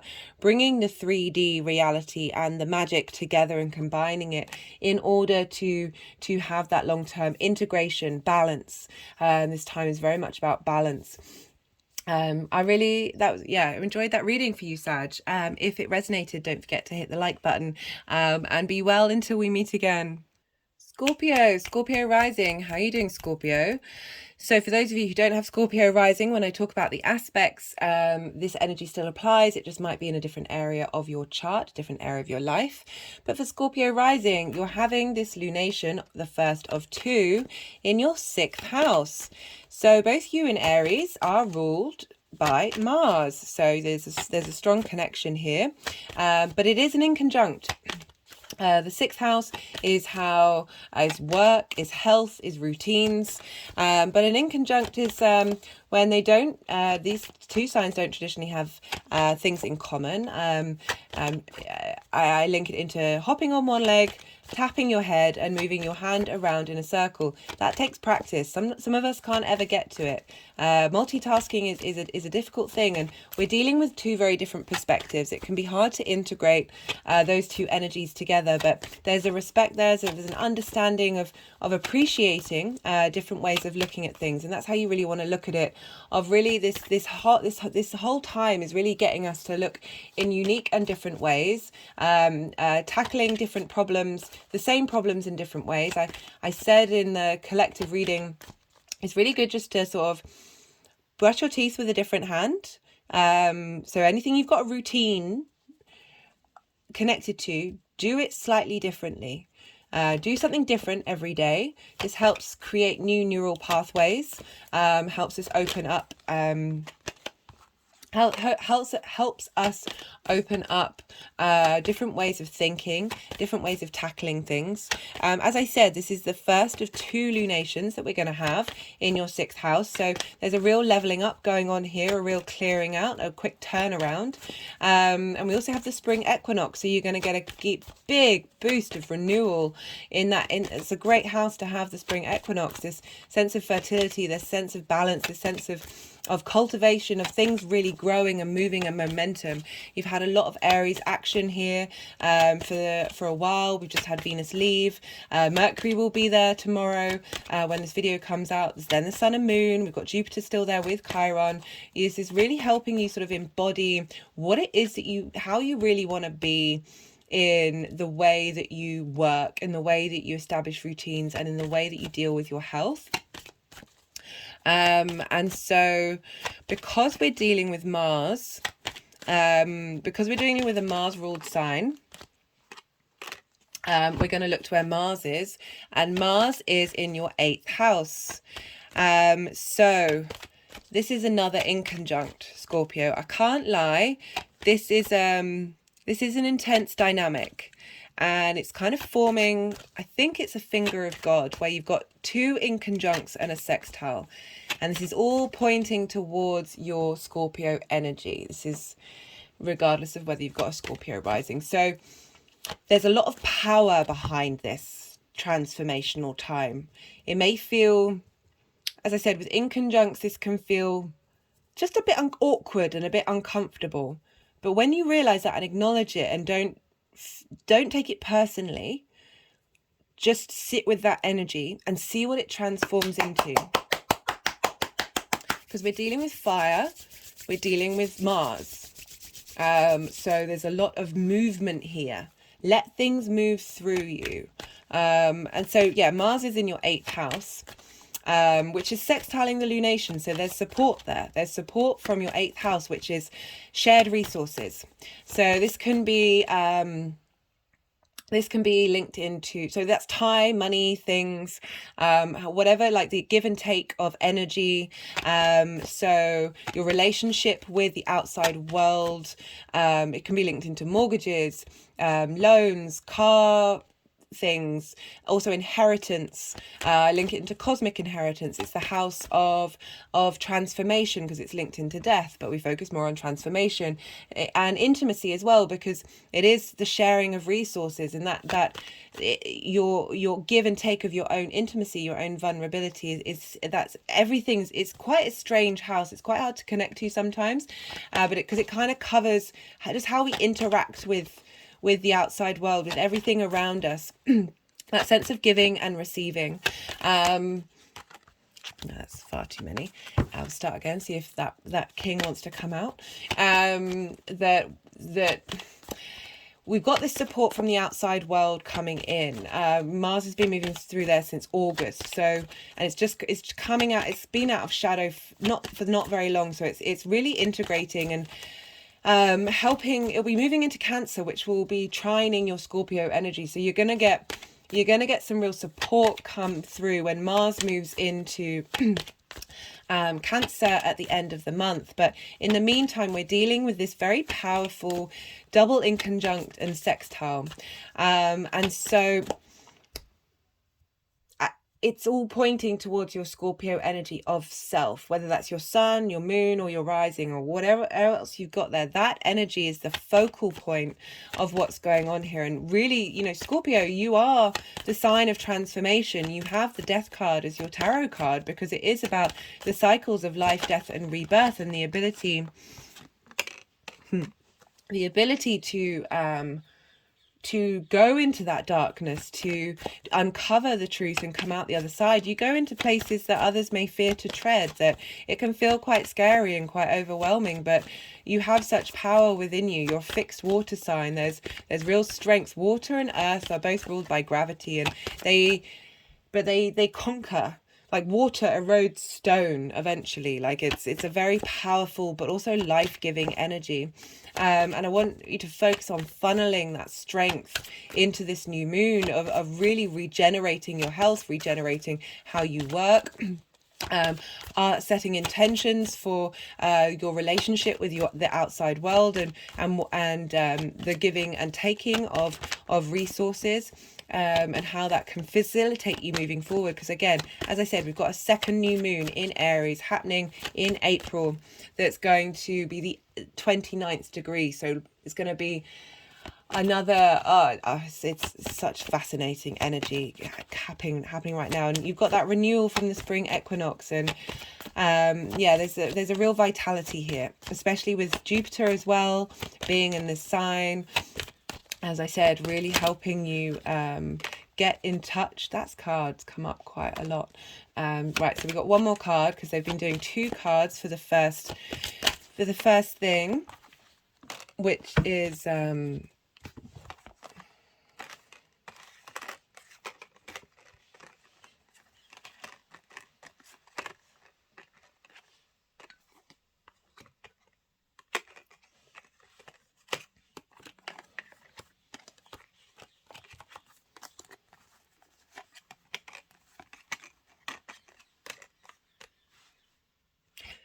yes, sorry, I go quiet when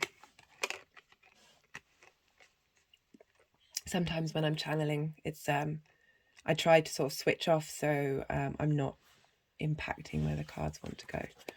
Right. Well, Scorpio, what have we got here? We have, for the first aspect, which is when the moon hits Saturn for the first time, since Saturn's been in Pisces, which is for you, Scorpio rising. It's a fellow water sign, sharing resources, lots of support.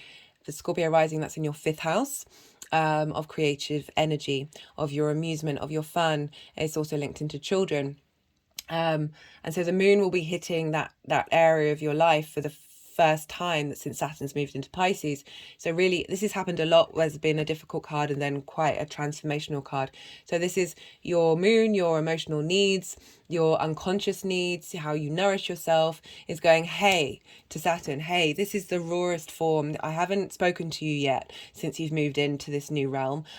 This is the situation. These are the things we need to bring up and focus on in order to transmit and transform and receive. And the more that we are aware of these things coming up, the more we can sit with them and, as I said, be a bit more objective about it and realize what, go back to this teacher card, which is so important, about those birds that were going on their pilgrimage and realizing through all their trials and tribulations that they were the magic, they were the mystical, they were the universe, and shining love and appreciation.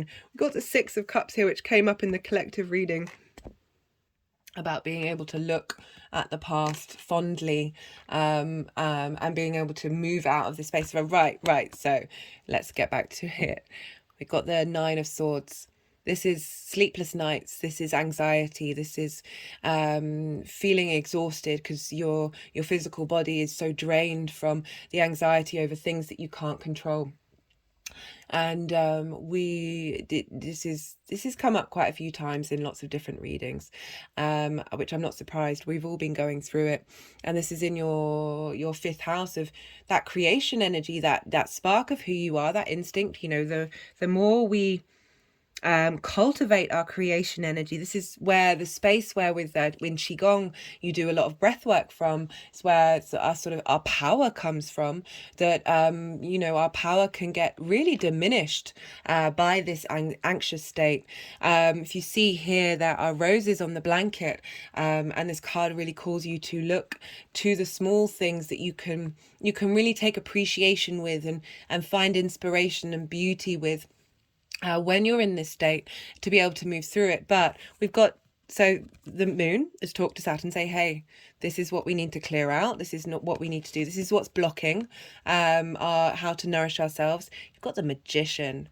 This is powerful energy. The Magician has all the tools it needs in order to create magic in the world. I love this coming up for the 5th house of creativity. I love this coming up for after this. It's saying the capacity for a turnaround, to be able to switch the situation on its head. And for Saturn moving through that sign of really, there's no authority here. These have the authority, not this figure. The opposite. The Magician is the one in control. The Magician is the one taking action. Love this for you, Scorpio. Right, so for this, just got some really intense energy in the palms of my hands.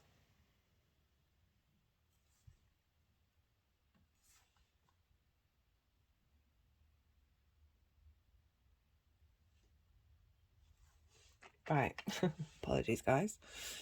So we have for the spring equinox and that renewal, fertility energy that's happening. Also, it's the balsamic moon. It's a good time to release, transmute, flip the energy of what has been holding you back. We've got the Devil card in reverse. This is linked into trauma, into struggles, into addiction.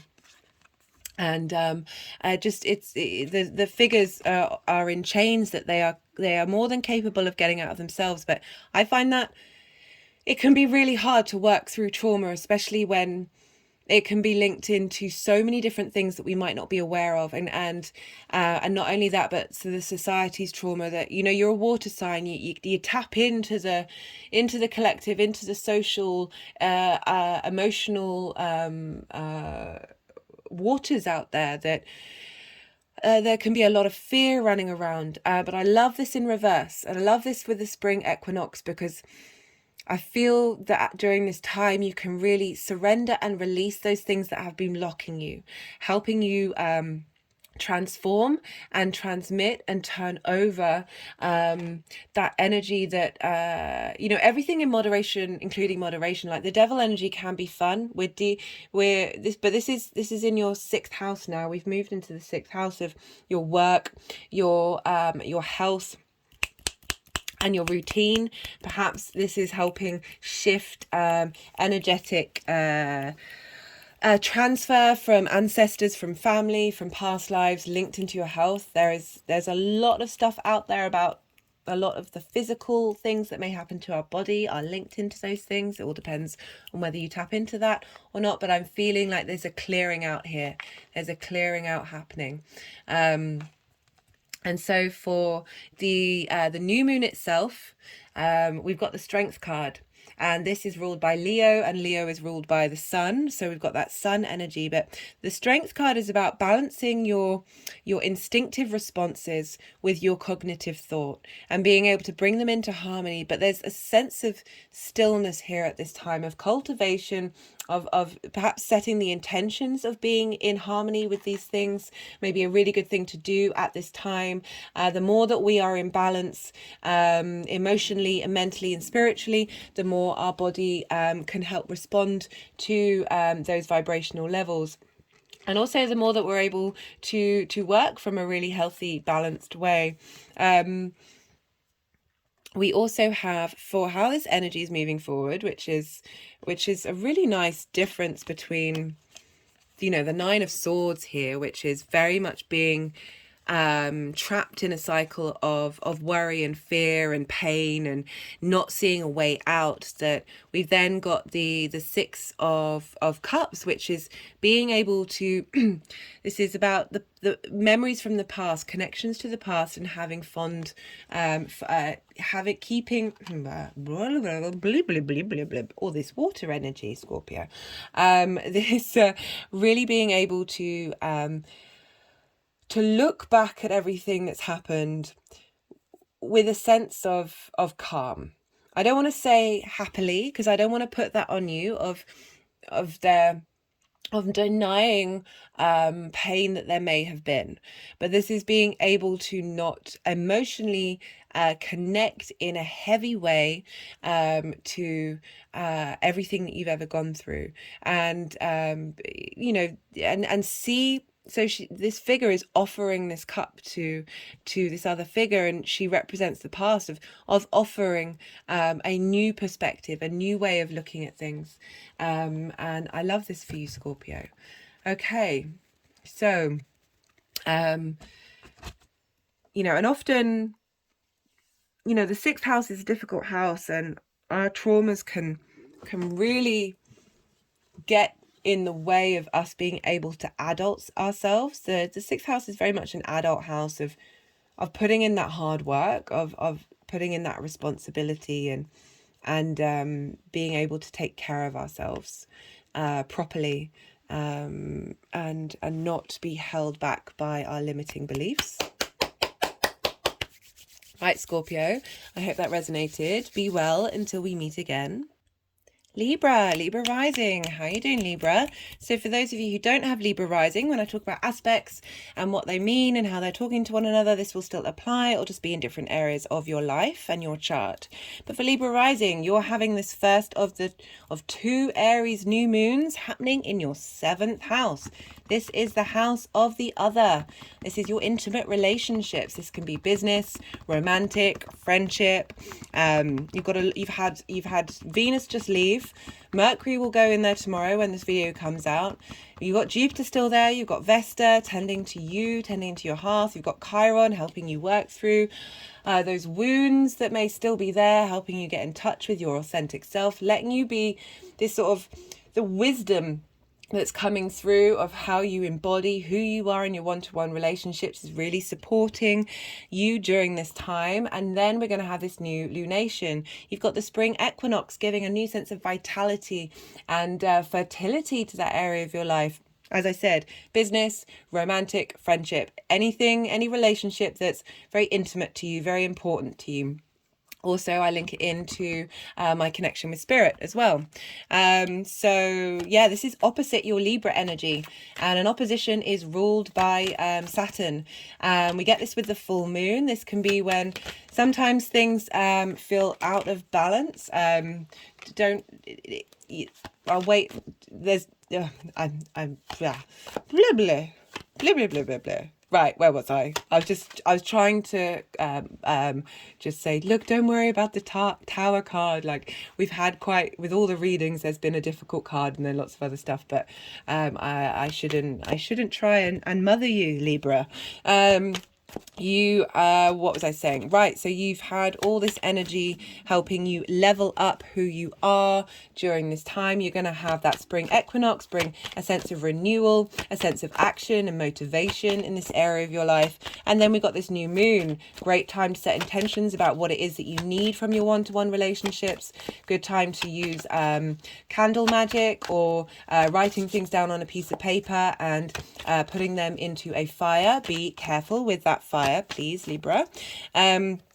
And so this is opposing your Libra energy. So for Libra rising, this is your ascendant, where this is how you embody your sun or your moon in your actions and your deeds. This is your body, your appearance. And as I say, we deal with this in full moons of this opposition of one side taking more authority than the other. It can seesaw in and out of each sign. And Saturn's very much linked into limitations, restrictions, and authority, but in order to get you in touch with your own internal authority.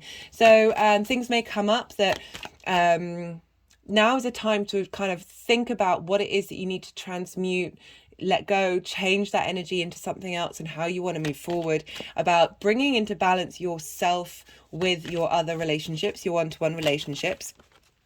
And speaking of Saturn, so I'm going to be pulling a card for when the moon talks to Saturn for the first time on the 19th of having moved into that sign.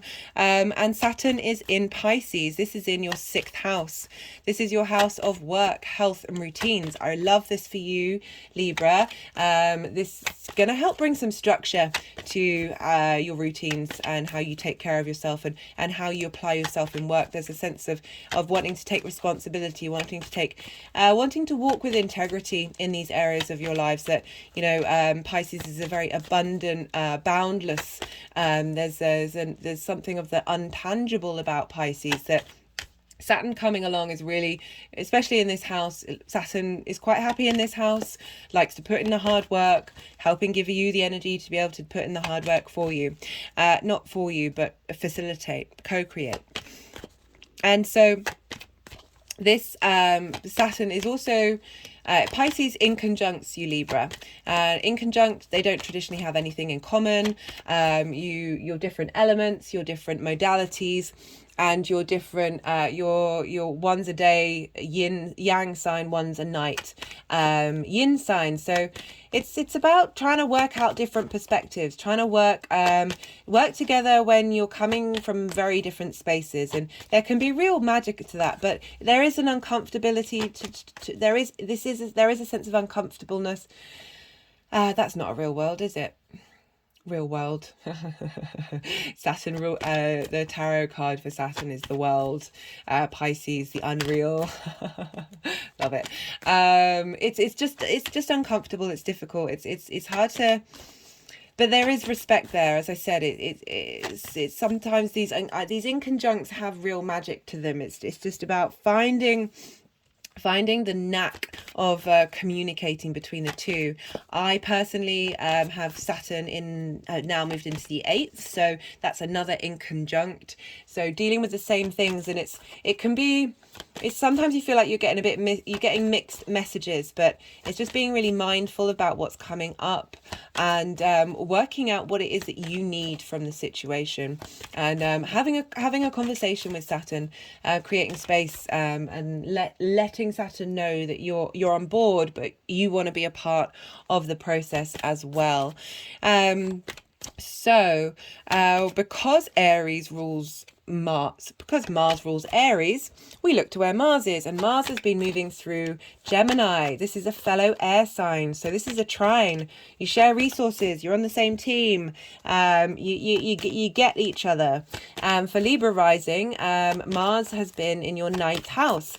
This is your big picture philosophies, how you map out the world how you map out the world and your place in it. The world, the universe, God, religion used to be very much linked into religion, but that can be anything. It's just like your higher perspectives, your bigger perspectives, your bigger morals. For me, it's definitely the house of perspectives. It's linked into higher education. You've had Mars moving through there, so maybe you've been all over the place a bit with your studies, because it's about learning to master something. It doesn't just have to be linked into universities or things related to that particular form of learning. It's mastering anything, but getting to a space where you are in command. Well, command is a bit strong of a word. You have at least an established authority in how you are able to communicate that information to other people, and then broaden their perspective. It's also linked into foreign travel, and this means going to live somewhere that is unfamiliar to you for a longish period of time, so you get to be in that environment and hence broaden your perspectives. It's very much big picture expansion. And so Mars has been moving through there, so you might have felt all over the place a bit, questioning where your motivation and your drive is, questioning how you look at the world, questioning the kind of as I said, if you're doing anything linked into learning, it's definitely a space for learning as and teaching. But if you're doing anything where you're trying to master something, you may have felt a bit all over the place, and we're only just starting to integrate. Mars has just left the shadow phase.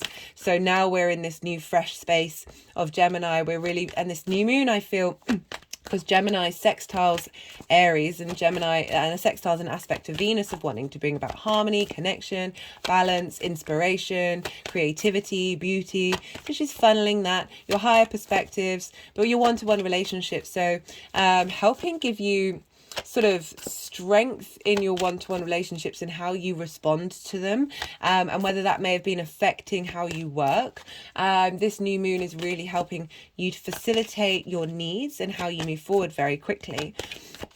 And so, yeah, that's what's going on with Mars. As I said, this is trining your Libra energy, your sense of self, of who you are and how you embody yourself. So Mars is moving through here, has really been helping you get to grips of what gets you up and going in the world, what kind of perspectives you have, how you want to grow on them, how do you want to learn with them, where do you want to go. You might have been traveling a fair amount, for those of you who that resonates with, but really on a personal level, on an inward level, helping Mars so Mars has been helping you figure out how you collect information and what you do with it, and not necessarily being dogmatic. Gemini is very much about duality, being able to hold space for lots of different ideas and not feeling like you're then discredited with how you feel. That is a real strength coming through here, and this is squaring Saturn. It's a funny, but it's actually a trine. So Mars it's an out of sign trine, but it's that Gemini energy squares Pisces. So what you've been learning with Mars is funneling into Saturn to help you understand how you work, how you want to work, how you want to take care of yourself, what kind of health practitioner space you want to be in. And the strength that's coming through with the spring equinox and the 2 lunations is really getting you in touch with your authentic self, your independence in your one-to-one relationships, and being really okay with that. Being really okay and not being, with Libra risings, you're the social air sign, you're ruled by Libra, she likes to connect to people. There can be a sense of codependence to that energy of wanting others to be, of prioritizing others over self. And she's a diplomat to Venus. She wants to keep the peace. Like, sometimes I talk about a really interesting channeling came up during the collective reading about the Libra Aries dynamic, and you're going to have the nodes move into your signs in July. I think it's July, it's June or July. My brain dumps a lot of information quite a lot of the time, so I do apologize to not have reams of dates in my head. The nodes are, the north node's going to move into Aries and the south node is going to move into Libra. Right, how many have we got? So we're going to have 5. You've got 3 major arcana here, Libra. I'm not surprised. This is all happening in... So for Libra rising, this is happening... This is sort of in your angular houses. Angular houses are very significant houses. They have a lot of power. They have a lot of weight to them. So when we have stuff happening in the angular houses, there's an impact. So I'm not surprised you've got 3 major arcana so far. Major arcana is kind of energy that you can't really avoid. But it's very sort of fated is... Well... I might do a reading one time on fate. It's a funny one, but there's a strength there. Oh, I like this. We've got 2 3s. We've got 2 3s, and we've got 3 major arcana. Right, let's see where they want to go.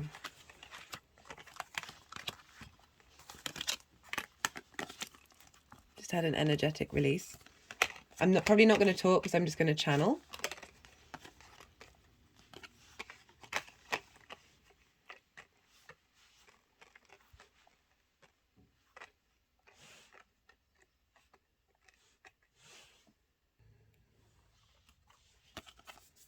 Right, Libra.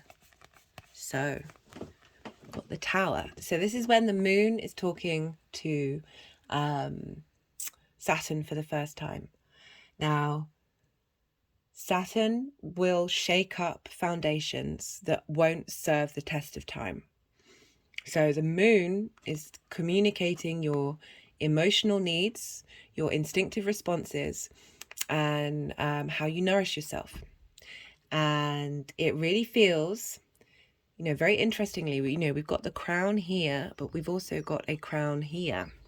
That the moon is saying, hey, there are these structures that need to come down. There's some habits that need to go, that need to clear. Saturn in Pisces is a great time to work on habits that don't necessarily serve you long term. That there's going to be internal, so it's just gone in reverse, so sort of internal structures that constructs that you've had, patterns, programmings that have been inside. I've talked, it's come up quite a few times, I think, for you, Libra, when I've talked about the 6th house, because we've had all this stuff in Aries, that the work, our one-to-one relationships can really impact. It's not only just one-to-one relationships, it's stuff that goes on with our family, it's past life stuff, it's ancestral stuff, it's collective stuff, can really impact on how we adult ourselves in the 6th house, how we take care of ourselves, how we genuinely take responsibility and do the thing we know we should do, but don't necessarily take that action to do it. And I feel with this card that the moon's saying these are the things that need to come down. I may be scared of them, I may be uncertain, I may feel uneasy, but this is what needs to be looked at, Saturn. Can you please have a word? And so Saturn's come along and gone, hey, okay, we're gonna have the Hierophant. We're gonna bring in this Hierophant energy. I really recommend checking out the collective reading, because the Hierophant came up and I read from this book that really sort of summed up in a beautiful way, such an eloquent way. What I'm about to say is being your own guru. Knowing that the miracles are within you, that you have the capacity, you have all the tools to be able to be responsible, to be able to take command, to take authority of that area of your life. But Saturn is helping, giving you the strength to be able to embody the Hierophant moving forward. Love this for you, Libra. So for the spring equinox, this is interesting coming up because we've got that Mars in the 9th house, but so the Hermit it wants to go inward and do all the learning. It's a sense of, but learning in order to then share it out in the world. The Hermit has the star in its lantern in order, the learning and the knowledge that we do of ourselves and who we are, that healing that we do, we can then share with others. But there is a sense of withdrawal. There's a sense of, but there's a real strength with the Hermit. There's not a vulnerability with the Hermit. But I feel this spring equinox, you're going to have a new lease of life in your own inner world, in the way that you cultivate your own internal knowledge and your own wisdom during this time.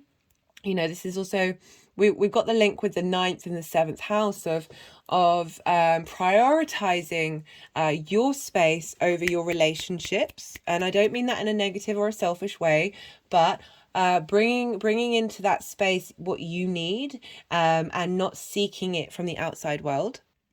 It doesn't mean you don't engage with the outside world. It's just that isn't what you're prioritizing at this time. When we prioritize our inner world and cultivate that, we then grow and have space to be in the outer world. So for the first new moon, we've got the 3 of Wands. This is dominion. This is having laid down the foundations. Perhaps this is asking you to put the intention out there to establish strong foundations, strong independence, your own sense of dominion in your one-to-one relationships.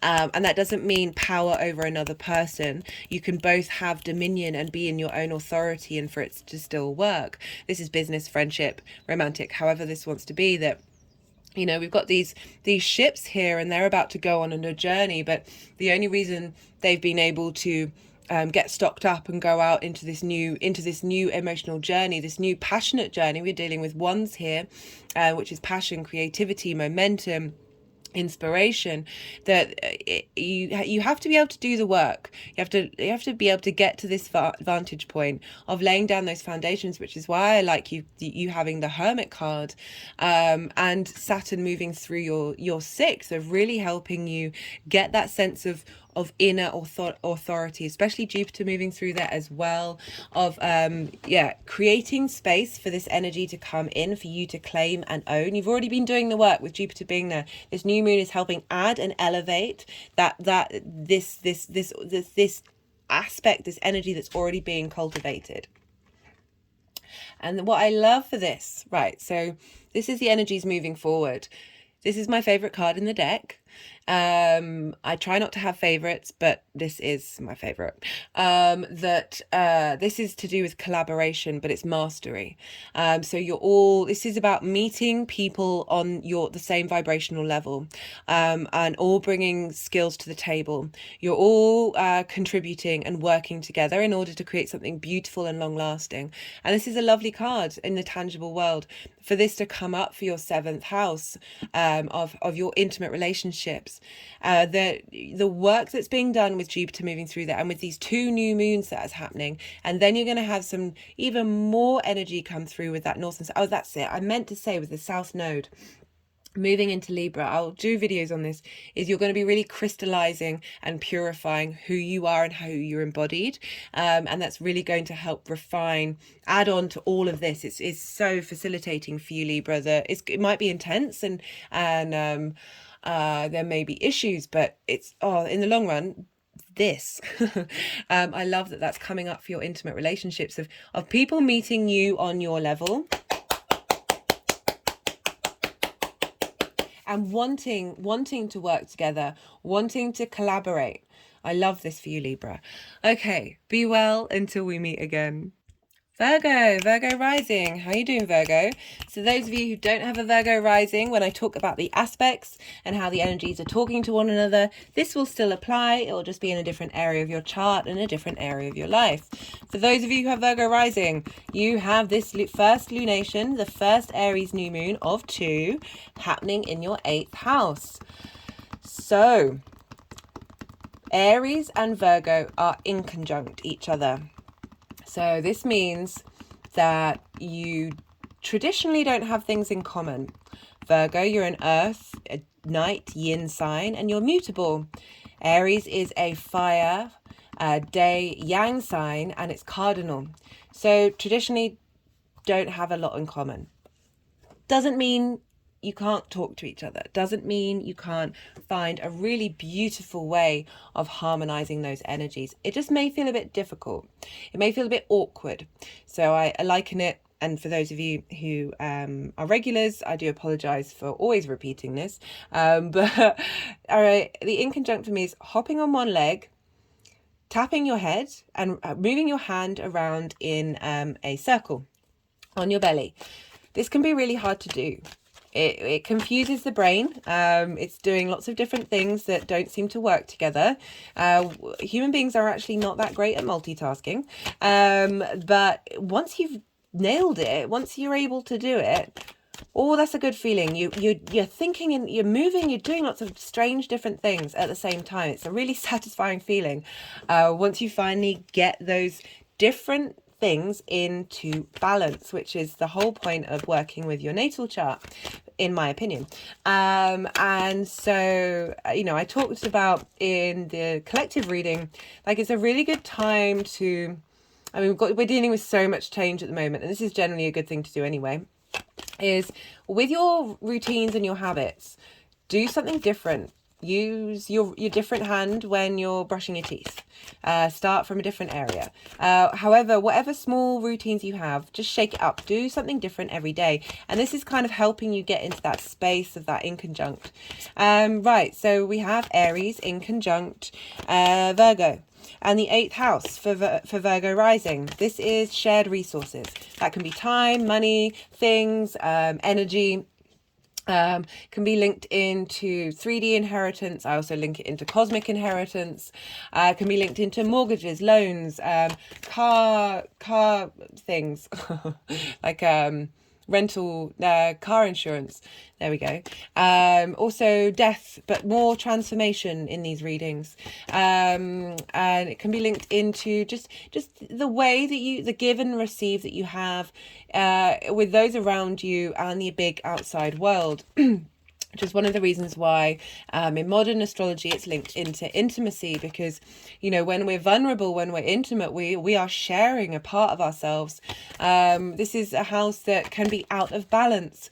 We can often either take too much from others or give too much, and this is opposite your second house of your resources and how you value yourself. And often so you need to do the work on how you value yourself, which will get you in line with a healthy way of interacting with the outside world. So you've got a lot of potent energy happening in your Aries area of your life. Venus has just left there. Mercury will be in there by the time this video is up. We've got Jupiter there with Vesta and Chiron. Talked about that energy a lot in lots of different videos. And we've got now have the sun and the moon. So that's a lot going on in Aries. And all of this is funneling into Saturn, because this is where Jupiter is, and Jupiter is ruling where Saturn is. So we've got a lot going on. And this is really potent, positive energy. It's very motivational, very wanting us to get in contact with our true authentic self, our autonomous self, and being really comfortable and at ease with that, and being, as I said, truly authentic. It's quite hard for us to be authentic. There are so many layers upon layers upon layers upon layers upon layers of energetic fields that are getting in the way. But that's part of the fun of being a human being, So I've always loved the self-exploration, constantly psychoanalyzing myself since the dawn of time. So but my point is that this Aries energy is really being highlighted at the moment for us all on the I really feel it's tapping into a very important part of our evolutionary cycle. Do go check out the Saturn videos if you want to know like more layers and depths of really what's going on right now. I recommend. So, back to the 8th house. And so that's ruled by, so Aries is ruled by Mars. We want to look to where Mars is. And Mars is in Gemini, a fellow mutable. So, that's in your 10th house, Virgo risings, but it's squaring Virgo in general. A square is an aspect of Mars. It can bring about conflict, drama, frustration. I link it into friction. Unlike the sextiles and the trines that are very inspirational, that want to bring about ideas and creativity, squares, oppositions and conjunctions can tend to bring things into actuality. So we're bring our ideas and our thoughts, our creation energy into the 3D world. It's becoming manifest. And you've had Mars move through Gemini since August, and will be leaving at the end of the month, moving into Cancer, which will sextile your energy, Virgo. So you're going to get a smoothing over of everything that Mars has been doing. And so Mars is technically squaring Saturn in Pisces, because they're both mutable signs. And Saturn is in Pisces opposite you, Virgo, in your first house, or generally. And so there's this the mutable signs. As someone who has a fixed ascendant, I've just been through that with Saturn being in Aquarius. I know it's a very different vibe, but it can feel... there can feel like a lot of conflicting energies. There is fear linked around Saturn, but everything that's coming up that's making you feel a bit uncomfortable, that's making there be friction, look to it, ask why, sit with it, meditate with it. Saturn's in Pisces, a receptive water sign. Be in contemplation, tap into the magic, the untangible. It's not about immediate action, even though we're dealing with squares. Right, so back to Mars, because it's ruling Aries. So what's going on with Mars is affecting what's going on with this lunation and the spring equinox. So Mars is in a technical square by sign with Saturn. However, Saturn's at 1 degree of Pisces, Mars is at 28 degrees of Gemini, so very close to being in Cancer, where Mars will trine Saturn. So we have an out of sign trine. So we've got energies that are of the same modality, that have things in common, but can be a bit stubborn with each other because they're both kind of talking the same language, but in a way where they both think they're right.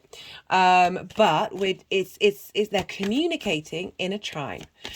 So this means that there is more inspiration, more opportunities coming through for Mars to communicate to Saturn, and for Saturn to communicate to Mars.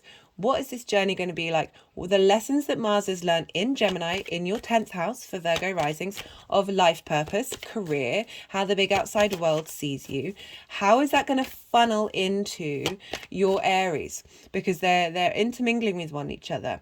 And Mars is also squaring the new moon in Aries, even though they're sextiling each other by sign because of the degree based.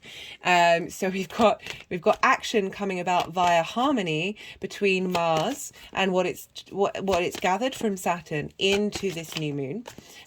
So really getting you to get in line with how you share resources. Now this is an important lunation for you, Virgo risings, because you've got Saturn moving into the 7th, which is your one-to-one relationships and what you need from them and where your authority is. As someone who's just had that, I've just had Saturn go through my 7th. What it taught me was my true authority in the most grounded. There's the stability of the foundations that I have, the command of who I am in my one-to-one relationships is completely transformed. As I said, different vibe because we're dealing with Pisces rather than a Saturn-based sign. However, this is the game. This is the name of the game for Saturn in that sign. Could also bring somebody into your life who has long-term commitment. But let's focus on the inner work. So all this information is feeding into your 8th house of shared resources. Getting how you share your resources in line with who you are on a very fundamental level will impact what's the transformation, the speed of the transformation of Saturn in the 7th house. And therefore, you're co-creating with Saturn. You're helping you're showing Saturn that you're aware of what's going on. You're standing up for you're walking with integrity and responsibility, and therefore Saturn's lessons, you can elevate them. You can elevate that vibrational frequency and bring in something different that Saturn may have, no longer need to show you anymore. So this new moon is a great time to set intentions about what it is that you need on a really truthful level. A lot of the cards that came up yesterday was really asking, well, you've got this is a lot of wands here, Virgo. Don't think you can see all of them. There's the 10 of wands as well. This is quite a pile up. So really getting you to work through the deep truth. Be really real with yourself. Really real with yourself about what's going on, what has gone on, how you may have had a part in it, how the outside world may have had a part in it, and then forgive and let go and move on, and then ask what you need. I've said for other signs, this can be a good time of writing things down and then putting them in fire, transmuting that energy. And yeah, as I said, we've got another new moon in Aries happening in April at 29 degrees. So starting a whole different cycle with that new moon. Really, whoo! The astrology is really tickling me at the moment.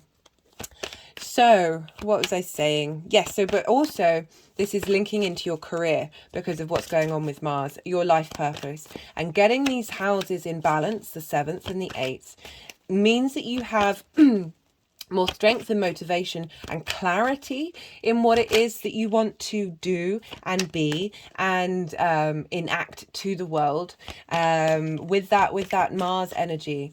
I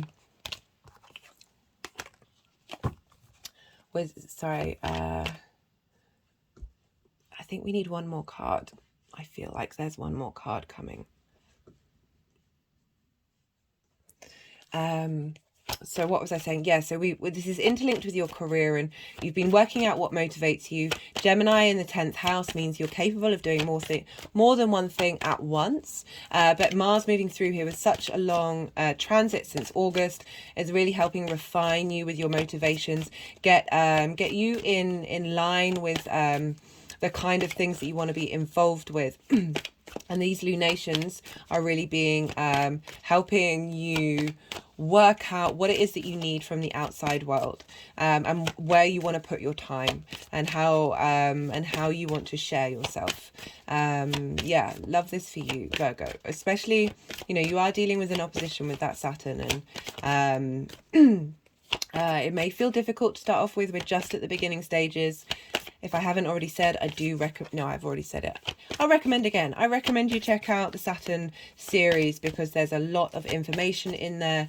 And you're dealing with angular houses here, Virgo rising. So even though we're dealing with Saturn in a Jupiter-based sign, it's still... There's a lot of power here behind Saturn. Saturn's got a lot of weight, and a lot of... It's going to be dinging your 4th house where you've got Sagittarius. When we've got Sagittarius... stuff going on in Sagittarius, we're going to have, when stuff's happening in Gemini, when stuff's happening in Virgo, they're all going to be dinging Saturn every time. I speak from experience, and this is going to bring in those squares and oppositions. So we're going to I just really want you to be very mindful about what's going on in your chart right now. And the more we pay attention, the more we highlight that we are in a space of co-creation, and that Saturn is now aware that you're stepping up. Ooh, just had an energetic release then. This has so the Vessel and the Warrior card that came up in the collective reading.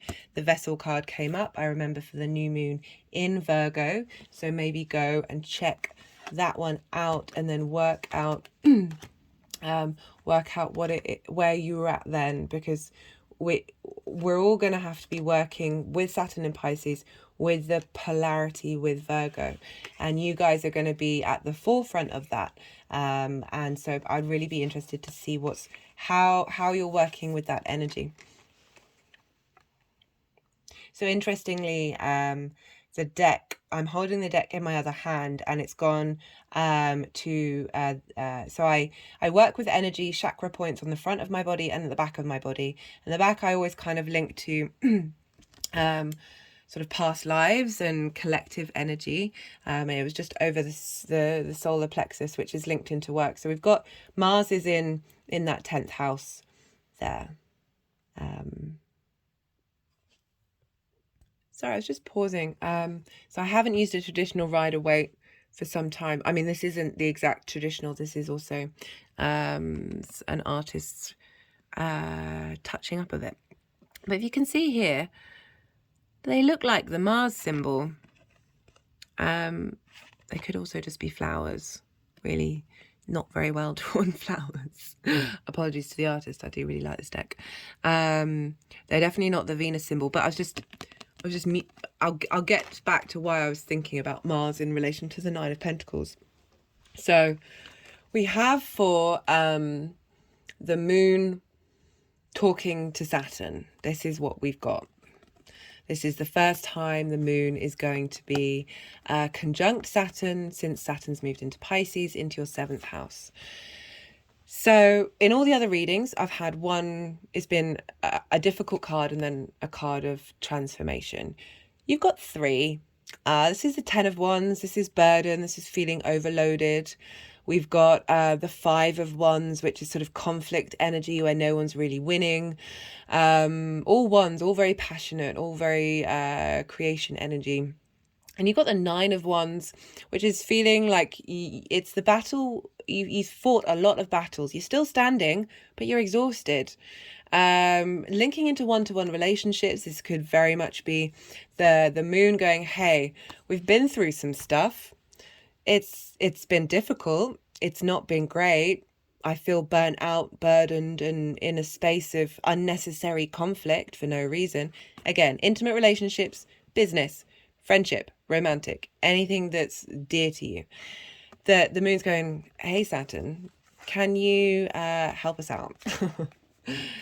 And the energy, the card that Saturn's come through with is the 2 of Swords in reverse. So the 2 of Swords upright is 2 opposing energies being balanced, but they're not speaking to each other. There's no compromise going on. And there's this being a state of pause, a state of feeling you can't see clearly. This figure is blindfolded, that there is this sense of, there isn't a sense of movement. There's conflict. It's not necessarily outright conflict that you can get with, say, like the 5 of Swords. I mean, we've kind of got that with the 4 of Wands here, but there's a bit more playfulness with the 4 of Wands, with the 5 of Wands, but still it's chaos energy. That if this was upright, this would still be saying that there isn't, it's still a time to pause and not make a decision. But I'm really getting that in the reverse, Saturn's coming along and going, I'm helping you move from this space of feeling that you can't move, that you can't see, that there's this weight of holding these 2 different spaces of what you need and what the other people need, and how that's affected you. That's quite an intense reading come through. We have for, let's see, they might move them around. We have for the spring equinox, which is again happening in your 8th house. This is a renewal, a boost of fertility, a boost of we're starting a new cycle. And we've got the High Priestess here, which is interesting because we're dealing with fire energy. But I like the High Priestess coming through of saying for the spring equinox time, you know, so it's also when the moon is balsamic, and it's a good time of transmuting energy and releasing things and shifting that energy. And but I feel that the way to tap into this renewal of how you will give and take is being because it's funny with the Aries, because it's very action based, of being receptive, of being still, of tapping into your intuition, seeing what's coming up during this time. The High Priestess is a very powerful, magical space, but she has her own, she's not really bothered about the outside world. The outside world comes to her, a real shift in gear of this kind of energy, that this give and take of being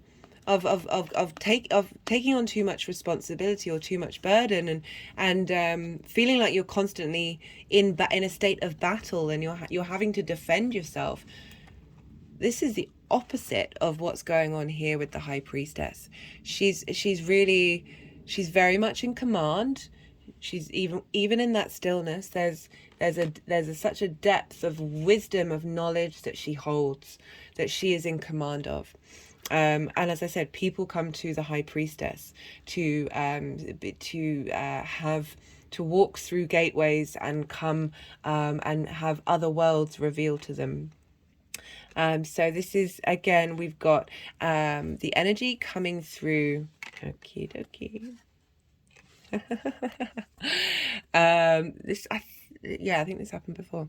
So the energy for the new moon. This is the wish card. This is the 9 of Cups. However, the way I interpret this card is you are planting for this particular new nation. You are planting seeds or cultivating a space that you're already being in, because we've had a lot of Aries energy. So we're kind of working on what we've already been doing, of embodying this sense of your wish has been fulfilled in every area of your life, regardless of whether it has done in this present moment. All time is happening at the same time. So all the possibilities are already happening. But instead of saying, oh, I want to make a wish, I want this thing, embody on an emotional level, on a connective level, that it's already happened, that you're already grateful for absolutely everything that's going on in your life. It's not restricting you to that existence, but that embodiment of gratitude in the present moment opens you up to the vast possibilities of that give and take. These are really interesting cards coming up for that 8th house. I'm liking the shift and the change. You know, we had the 9 of Wands, and now we've got the 9 of Cups. Very different energy. And we've also got the 9 of Pentacles. That's 3 9s that have come up. So we've got the 9 of Pentacles.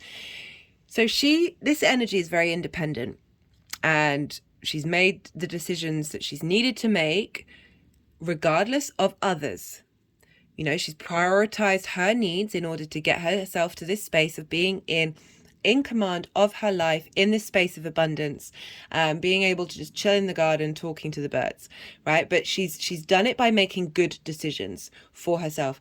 You know, I talk a lot about being the sense of being selfish in the collective reading, that prioritizing yourself, giving from your cup overfloweth, giving from the saucer rather than the cup, not this energy, this energy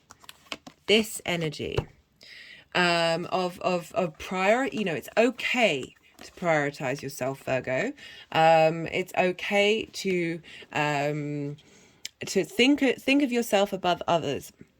You know, I know the Pisces Virgo axis is very much linked into health and healing and support. Virgo is linked into being of service. Be of service to yourself. It's really asking you to step into this space that the energy is moving forward, is letting you know that there's a shift in gear, that it's not that you're denying yourself from other people, it's not that you're not helping other people, but you're getting your priorities in balance in order to cultivate your existence. This Aries energy is very prominent on focusing on the individual, because the more that we all do that, and we're not seeking outside competition, we're not looking outside for approval, we're not draining our energy on people who really should be doing the work themselves. I'm a big proponent of there's a limit to supporting people who for various reasons choose not to. And this is not me linking into people who genuinely aren't in positions to hold themselves up. That's when we kick in and we give all the support that we can. I think you got the hint that the more that you show the universe that you are of value and you are a priority, the more that give and take with this, with the outside world, with that 8th house. Again, we've got 2 new moons, the more the universe is going to give back and provide back. But you've also got to put in the hard work. You've got to be dedicated to yourself. We've got Saturn always telling us to be more responsible. But yeah, I'm loving this spread for you, Virgo. Do let me know if it resonates. And yeah, be well until we meet again. Leo rising. How are you doing, Leo?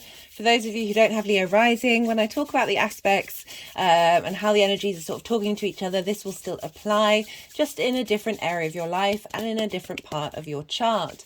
The Leo risings, you have this lunation and the spring equinox happening in your 9th house. This is the house of higher philosophies. This is the house of your perspectives, your big picture perspectives, how you map out the world, the universe, your connection to morals, spirituality, God, however you want to phrase it, and how you find your place in it. This is also linked into higher education in the sense of mastering something that you've been learning for a while. In order to then share your knowledge and widen other people's perspectives. It's also linked into foreign travel, but this is more about going to live somewhere that is somewhere that is unfamiliar to you, so you learn different perspectives. Again, very much the perspective house. You've had Venus has just left there. Mercury will be there by the time this video goes up. And Juipter, Vesta, and Chiron have been moving through there. You've been really working through those wounds linked into how you look at the world. It's also the house linked into God, as I said, religion, how you think about that, how you incorporate that. There may have been things come up that Jupiter's really helping you get to embody your perspectives in who you are and your sense of your autonomous individual space. So we got 1 of 2 lunations happening here. We're getting a planting of seeds and intent of all the work that you've already been doing. You can do some firework of writing things down and putting them into the flame. Obviously, be very careful, Leo. I forgot to say, Aries and Leo, you're both fire signs. You are on the same team. You share resources. So this lunation and the spring equinox, this will trine your Leo energy. So whether that's sun, moon or rising, whatever's going on in Leo will be getting a trine. And that's an aspect of Jupiter. That's bringing about a sense of inspiration, opportunities, elevation, growth, expansion, appreciation, wisdom, and sort of everything that you've been learning with all those transits in Aries is helping like a feedback loop with your Leo energy of who you are. The first house represents how you embody your sun or your moon in your actions and your deeds out in the world, how people around you may see you. It's also your body and your appearance. So it's sort of everything that you've been working through and trying to understand about how you map out the world, the universe, etc., is feeding into the way that you embody those ideas. And we've got these 2 lunations that are really helping you sort of shift gears and move up and bring in a lot of inspiration and wisdom into your perspectives in the next month or so. You've also got the nodes going to be moving in there as well in June or July. So there's lots of Aries energy happening that's really helping. I recommend checking out the Saturn series where I talk about what's going on in Pisces and Aries quite a lot, because this is where Jupiter is and Jupiter rules Pisces. So yeah, you've got this lunation and the spring equinox, a sense of renewal and rebirth of your philosophies, your big picture perspectives, how you interact with learning and teaching. And so because Aries is ruled by Mars, we look to where Mars is, Leo. And for Leo rising, this is in Gemini, in your 11th house. This is your house of friends, groups, alliances, but also your hopes and your wishes. Gemini both sextiles Aries and sextiles Leo. So you've got this trine between Aries and Leo, and you've got this sextile between Gemini, Aries and Leo. So there's a lot of inspiration happening with these lunations. Sextiles is an aspect of Venus. She wants to bring about beauty, creativity, connection, harmony. There's a sense of ease here with both of them. We're dealing with aspects of the two benefics. This is more a space for cultivation of ideas and inspirations and creativity rather than things necessarily turning up in the 3D world. So what's going on with Mars has been moving through your 11th house of your hopes and dreams, and your friends and your alliances, that since August, of really helping you understand how you want to, what motivates you, what dreams do you have, what hopes do you have, what's really important to you that gets you out of bed, and how do you want to interact with the outside, with those communities, those groups, those alliances, the people, the kind of vibrational level you want to draw in, really working out what kind of groups you want to be in, and what motivates you. There may have been conflict in this area of your life. Mars certainly can bring about conflict and drama, but all that's happening, all Mars wanted you to do is really get in touch with what truly motivates yourself. And this is energy is all is funneling into where Saturn is, and Saturn is in your 8th house, has just moved in there, and so Mars is making what's a technical square but is actually an out of sign trine with Saturn in Pisces. So everything that Mars has been learning is feeding into Saturn. Saturn's then feedbacking that loop into Mars, of saying, okay, I've got it, I understand what the motivations are, I understand what the hopes and dreams are, in the 8th house of shared resources, which is, you know, time, money, energy, things with the outside world, with the people around you. It's also linked into cosmic inheritance, and also 3D inheritance, as well as transformation. It's also linked into taxes, mortgages, all those things, but it's definitely the interaction you have with the outside world. So those hopes and dreams, ideas, and what it is, and what kind of vibrational level of groups and alliances you want to be engaged with, that information is passing to Saturn, in a sort of a square but a trine. So you've got two energies that are the same modality. They're both mutable, so normally that could cause a bit of friction, but they're communicating in that aspect of a trine. So everything is being able to download a lot quicker and a lot easier without producing potential friction, but helping facilitate, because we're doing with this new moon, of getting you to understand what it is that you want to plant, what it is that you want to transform at the time, in order for the long-term legacy of how you interact with the outside world, and you give and you take. Mars is also is squaring the new moon, but it's traditionally a sextile, because it's Aries and Gemini. So we've got this aspect of Venus in a square. So harmony, bringing into creation energy. So bringing about a sense of connectivity and movement in your hopes and dreams, in your groups and alliances, and what it is that you want from those things, and how that new moon can facilitate how you communicate and share, because we've got a very close conjunction with Mercury, can share those big picture philosophies, how your relationship with the universe, with the outside world, and how you look at it, how that can really facilitate your dreams and your hopes. So where was I? So I just had to pause for a moment.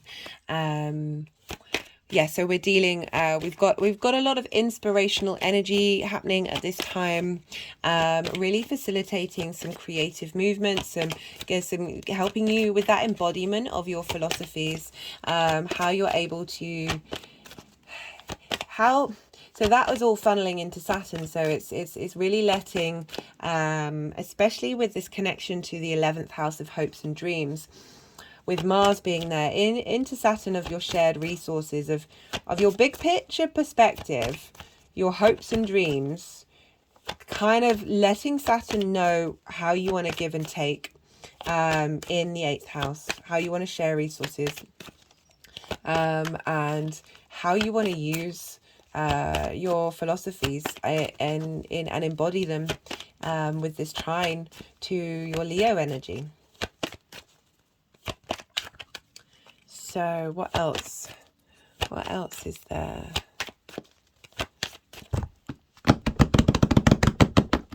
Yeah, sometimes cards don't come out because they want to do some energy work. So do bear with me, Leos. It looks like they're moving over the crystals. I put all of those in the collective reading. Do go check those out.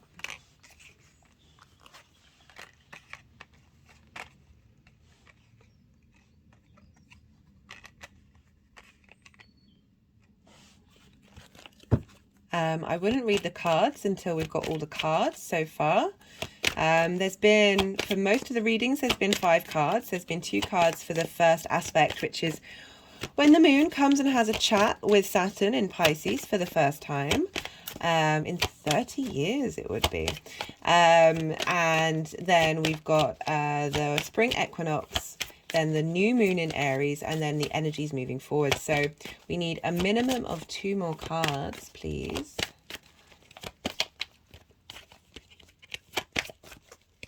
Yeah, so there's definitely been a lot of, as a fire sign, you've been getting a lot of facilitating energy from everything that's been going on in Aries already.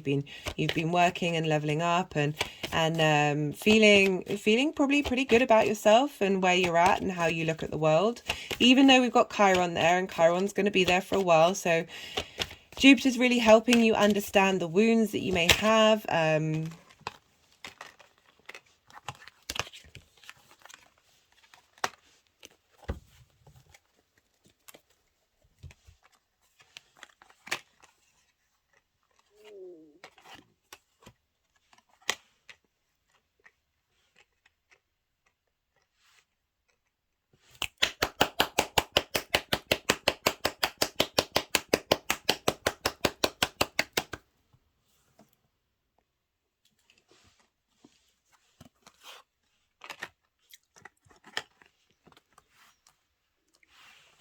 So they just put the teacher card over the star card.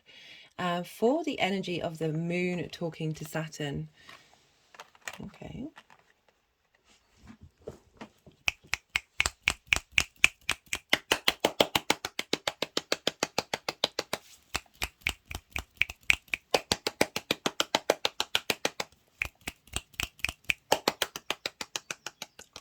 Just had an energetic release.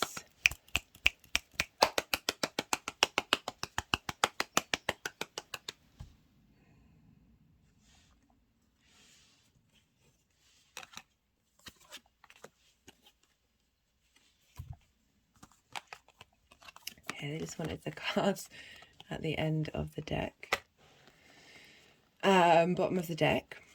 So Leo,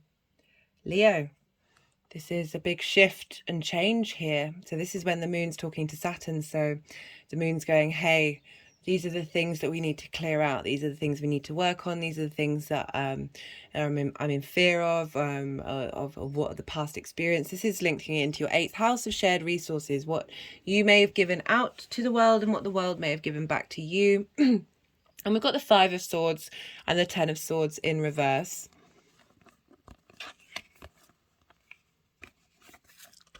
Just had an energetic release then.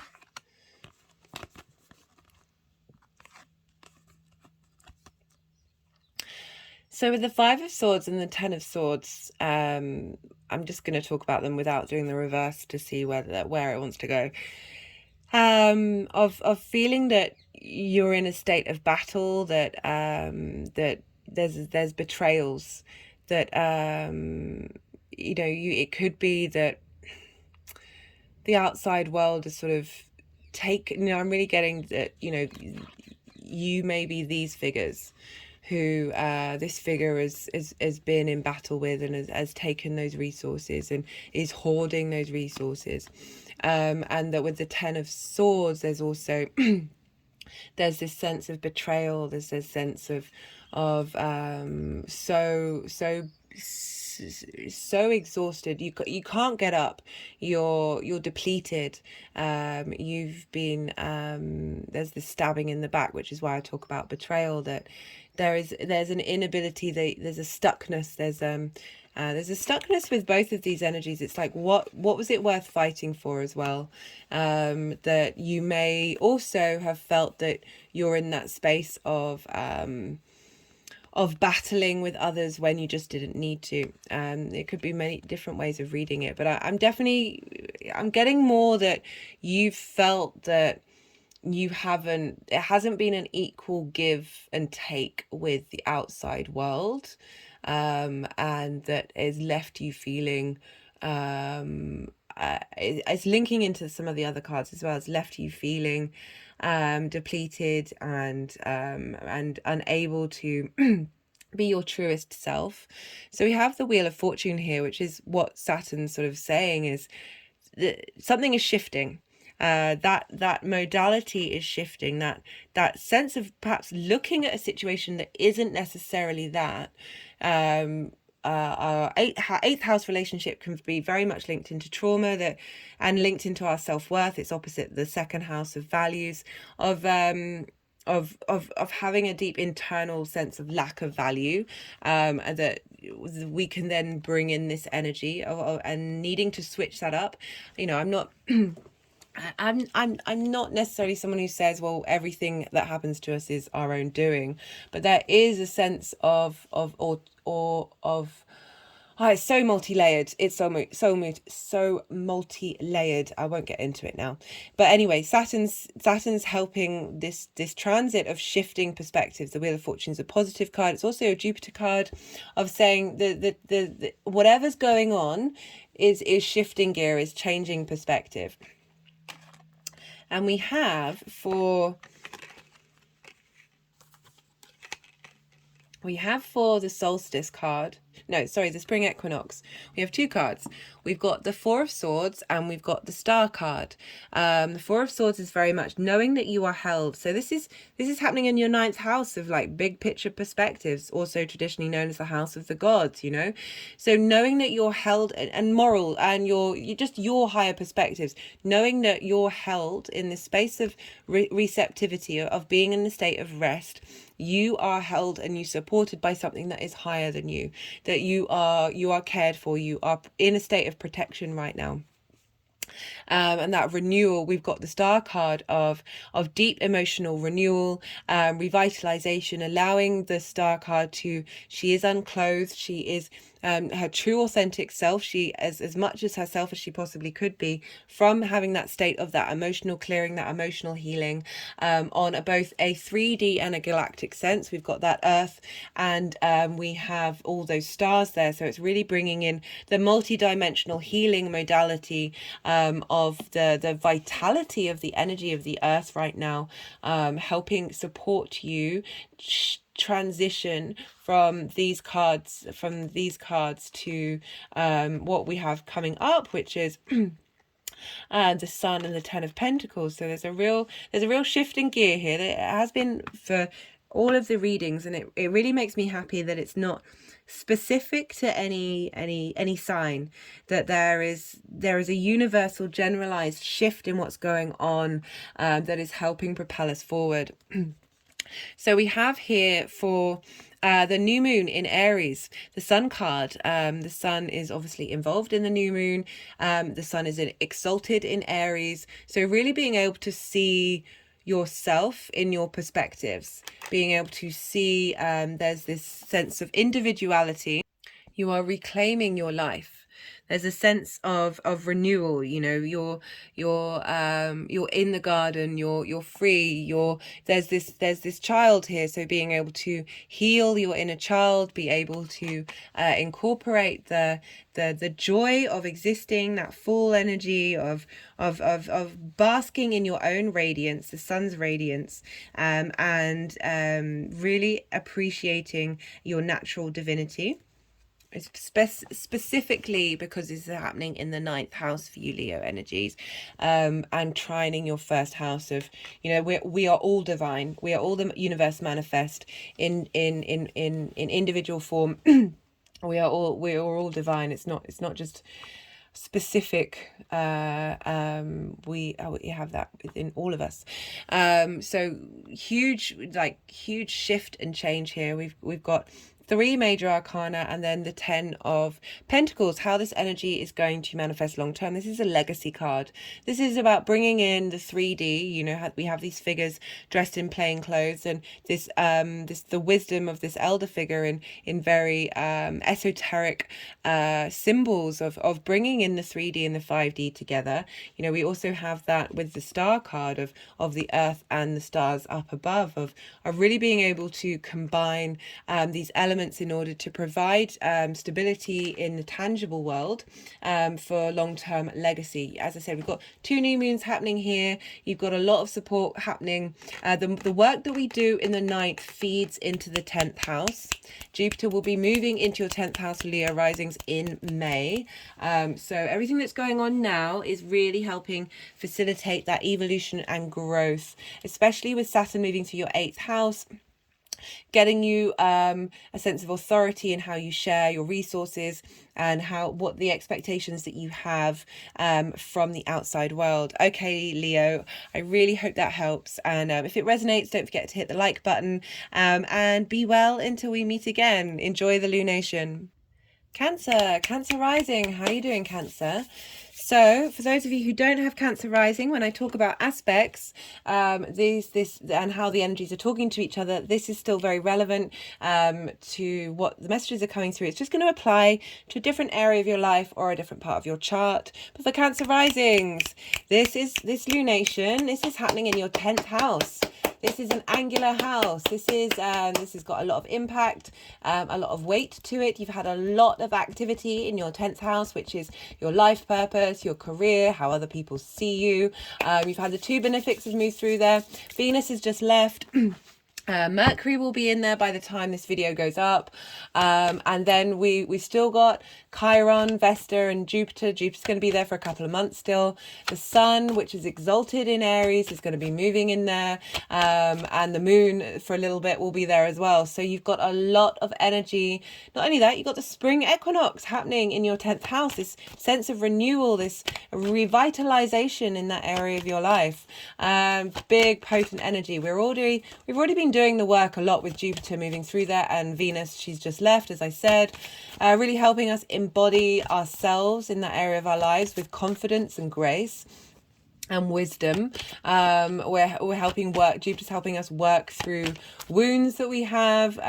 So for Cancer rising, you have that in your 10th house of perhaps not feeling seen, not feeling valued as an individual in your career. The transition of Jupiter moving through there is really helping clear that out, helping you use that poison of the wound into medicine.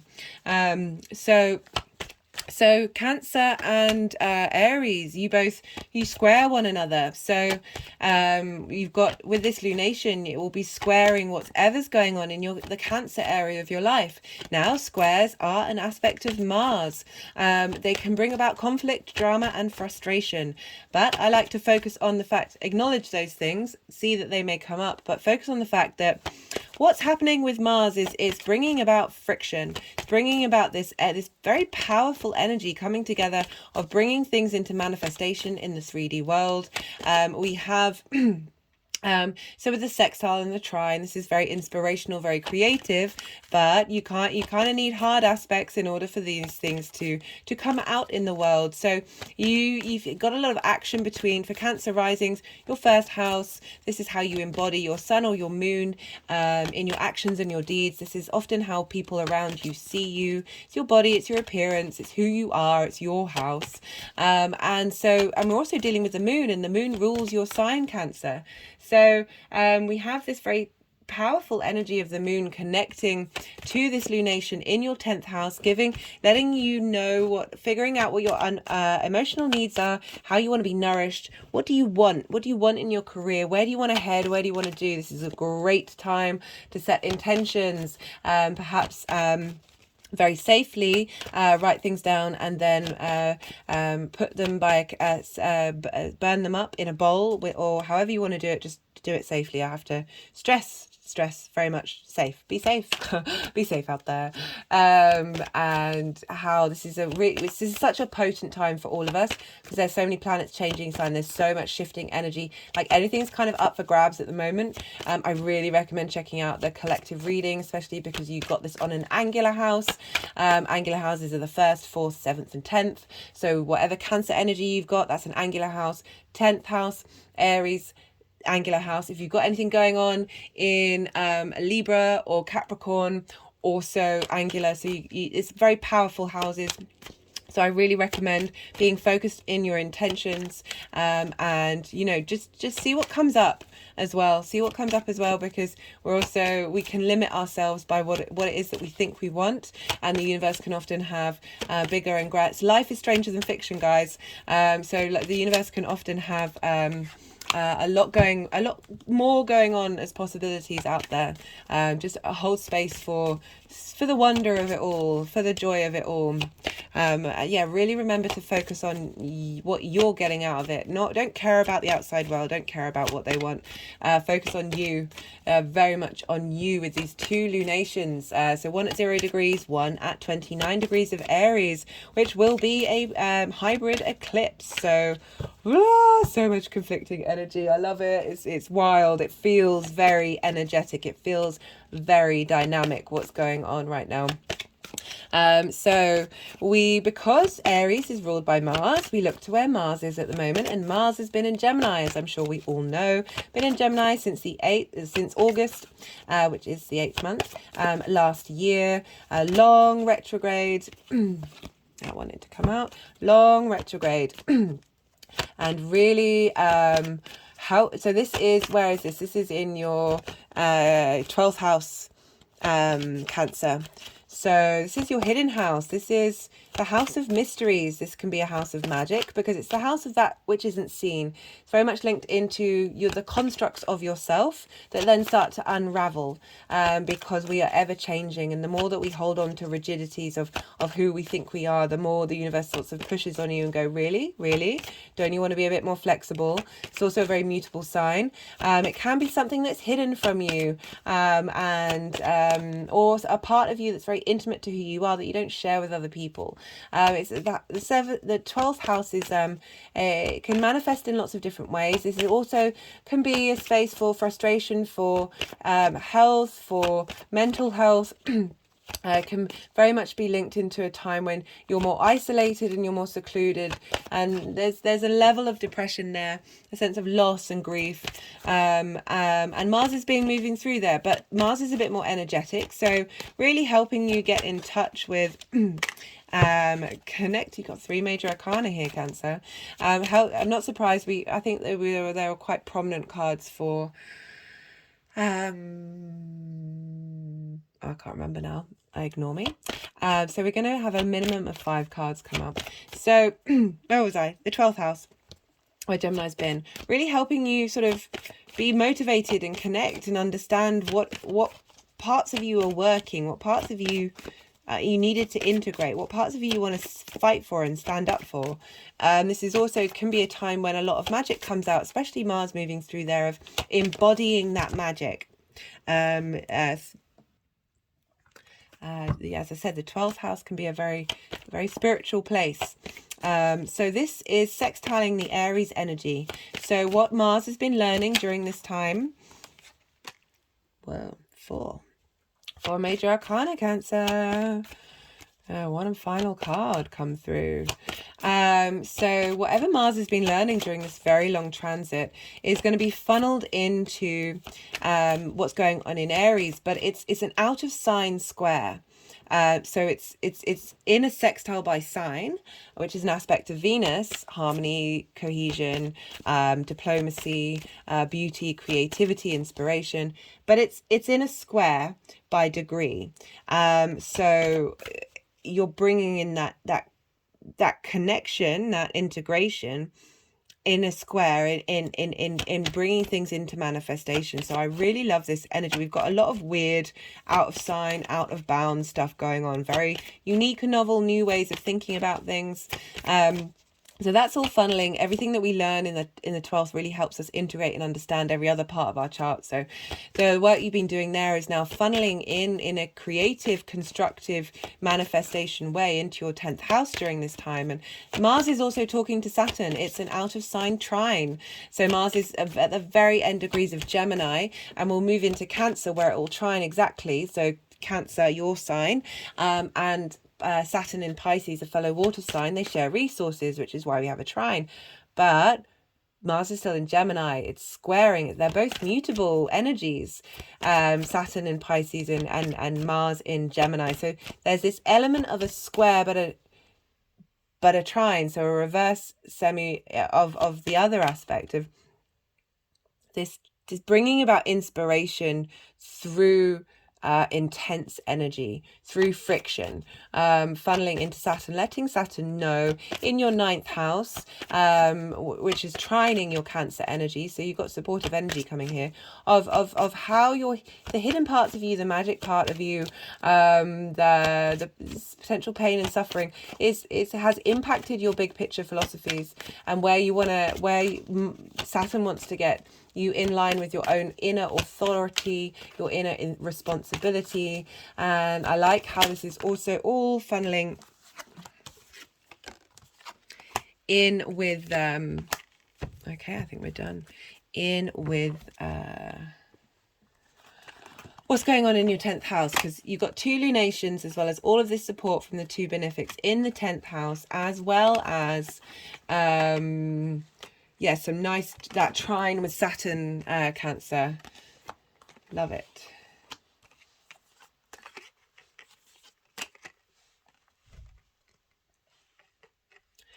So we have for the moon talking to Saturn for the first time in Pisces on the 19th. This will probably be the day that this video goes out. It doesn't matter. This is more just to help give retrospective understanding of this cycle.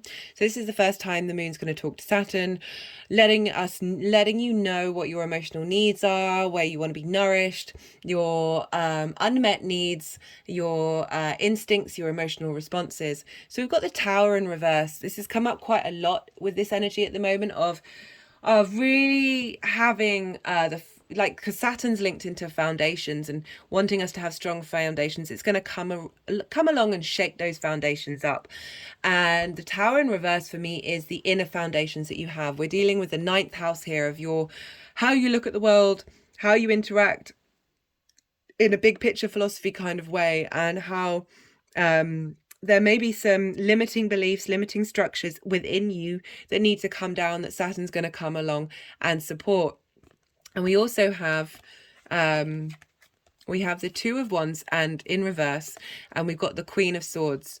So the 2 of Wands in reverse is like you felt like you've been pulled, but there's a stillness. Like there's 2 opposing forces who have very different ways of looking at things coming together and not being able to move and not feeling like you are able to make a decision. You are in this stuck space. You also cannot see. You are blind.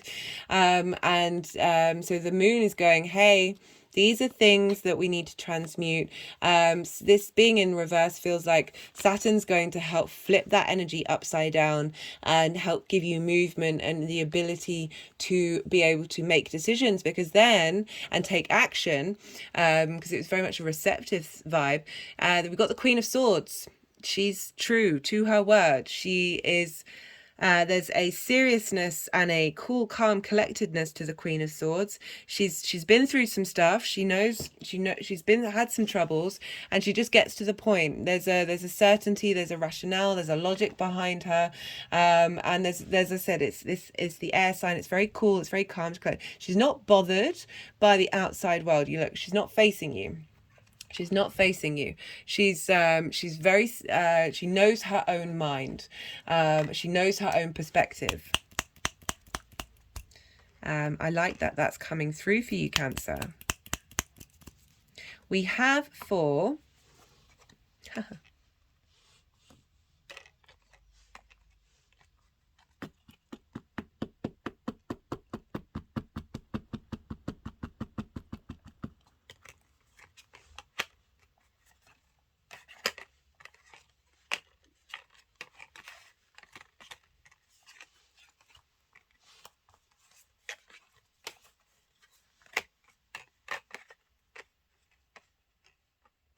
They just gone exactly back where they were before.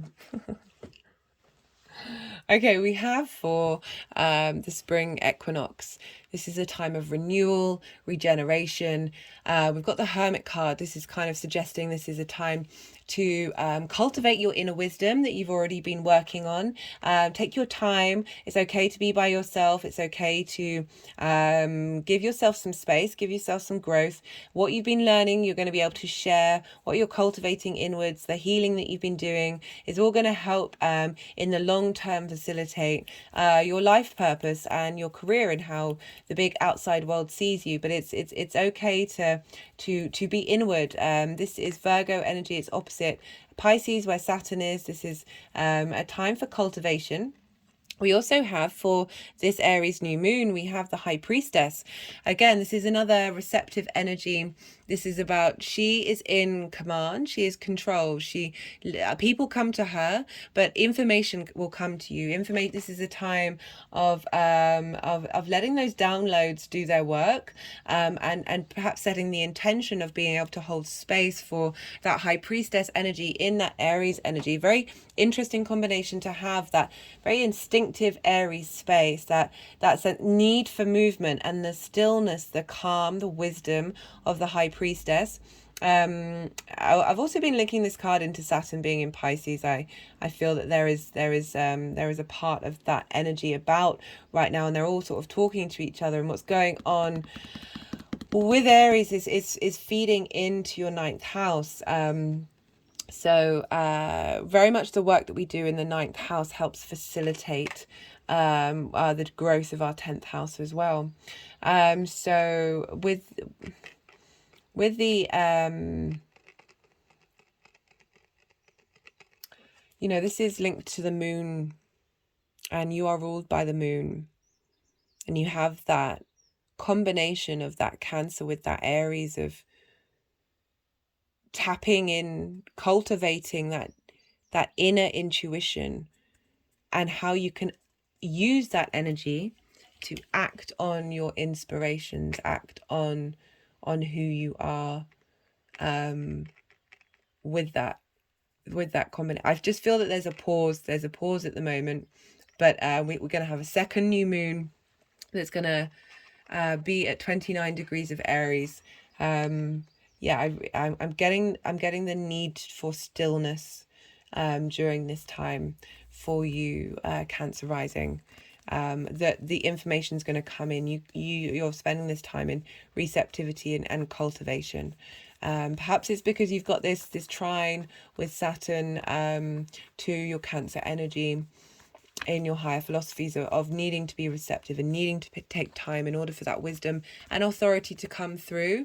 That like fools can rush in with Aries energy, and really asking you to tend to how you take action. The energy is moving forward. Great card. We've got the Empress card.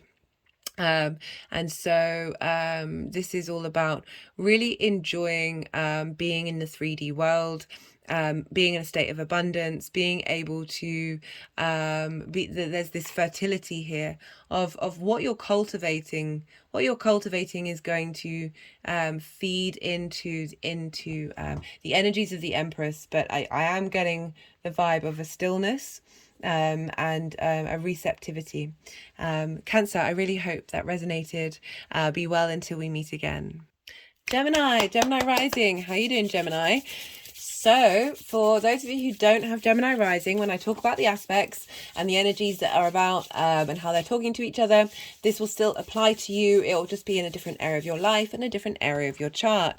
For Gemini rising, this lunation is happening in your 11th house. You've also got the spring equinox happening here in your 11th house. So this energy, this Aries energy sextiles you, Gemini. So this is an aspect of Venus. She wants to bring creativity, desire, pleasure, connection, harmony, diplomacy. There's an ease here. There's a wanting to share and connect and communicate.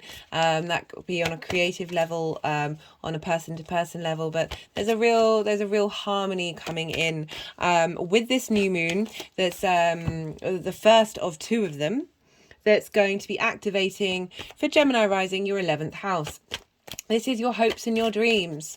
This is your groups and alliances, the kind of people, the vibrational level that you want to draw into you, the people you want to associate with and communicate with and interact with from your own space. And so we have we've had a lot of energy happening in this area of your life. Jupiter, we've had Venus has just left there. By the time this video goes up, Mercury will have gone in there.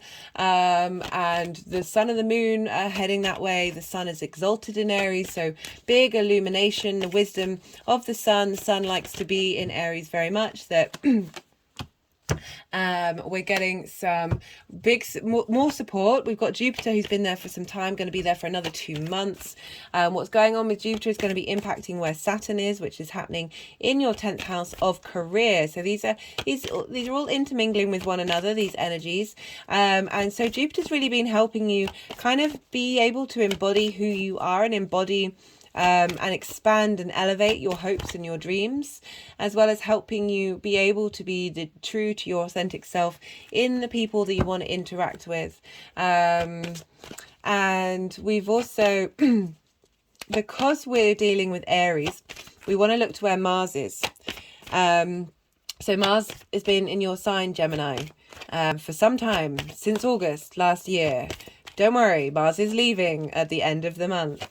I should imagine it's been a bit more difficult having Mars in the first house for so long, having that long retrograde. It may have felt, with Gemini, you're very capable of doing lots of things at once, but you can overstimulate, you can have too many plans, do too many things.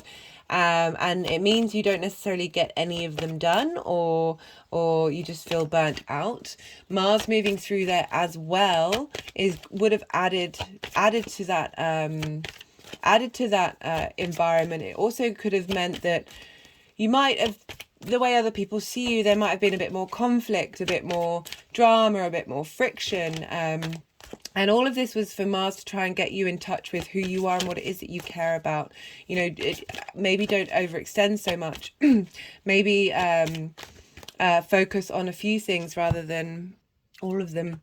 But Mars moving through here now, finally moved out of shadow. This may have all dissipated. You may have been getting more in line about what it is that you want to do and what it is that you want to prioritize, what you want to take action on, the information that you collect and how you share it, and what that means to you. So a very important transit for you guys, Gemini, and it will you'll soon be shifting into your second house of Cancer. So whatever's going on with Mars, all of this sense of self is really funneling into what Jupiter's doing and what the new moon and both of the new moons and the equinox are going to be doing of I really feel revitalizing your hopes and your dreams, getting you to be on a different page, than get you to have some focus, have some momentum, especially with Jupiter there, and so really helping facilitate how you also interact with other people. So my hands have just gone over my eyes. Being able to see what you need to be able to see at this time. And again, you know, we're dealing with Saturn.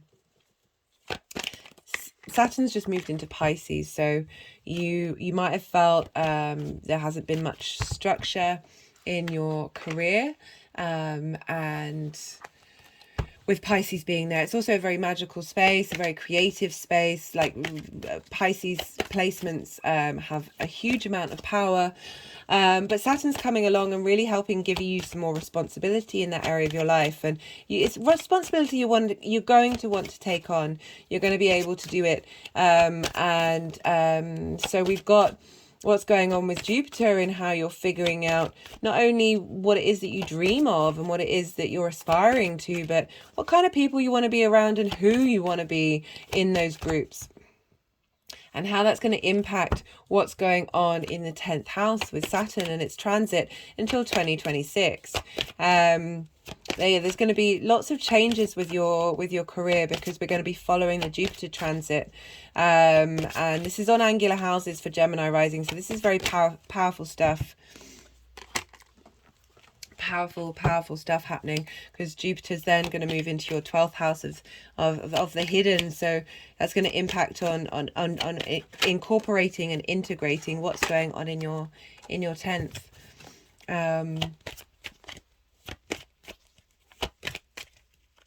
But yeah, like all the mutable signs, I'm a fixed sign, rising sign.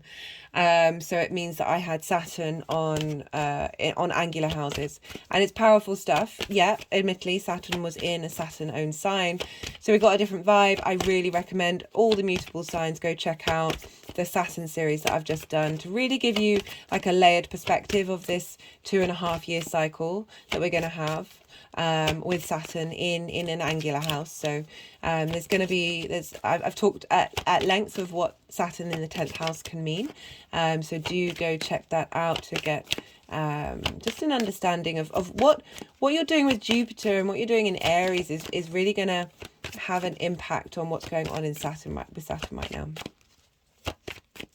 So we've got this equinox of renewing your hopes and dreams, renewing your sense of vitality when it comes to being in groups. And then we've got this new moon of helping you, as I said, we've got 2 new moons in a row. And this means that we're going to have sort of quick leveling up. I recommend the collective reading, and just really facilitating this deep integration work that we're going to have. So the Sun is going to conjunct Jupiter, and then that means the Sun's going to have a quick download, and we're going to be able to integrate that information while Jupiter's been in Aries. And I need to check the dates, but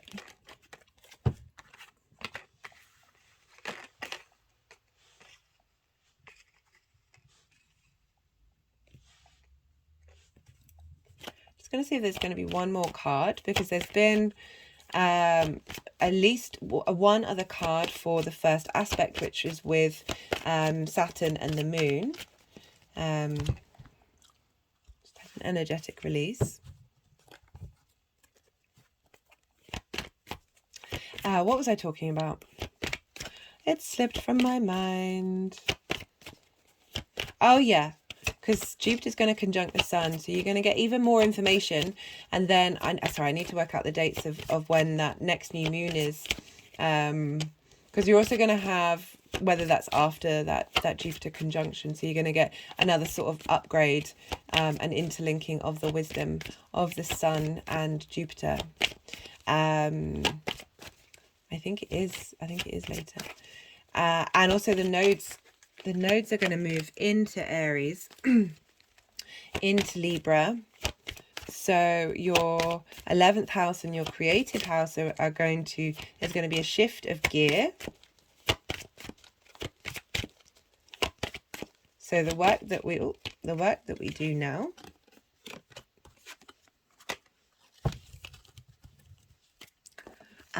is going to have a knock-on effect on how we're able to integrate and understand the shift in the nodes, right, Gemini? So for Saturn moving into the 10th, it feels like we've got the 2 of Cups in reverse, and we've got the Knight of Cups. So this is when the moon is talking to Saturn in Pisces for the first time. It's in a water sign, so we've got a lot of Cups energy.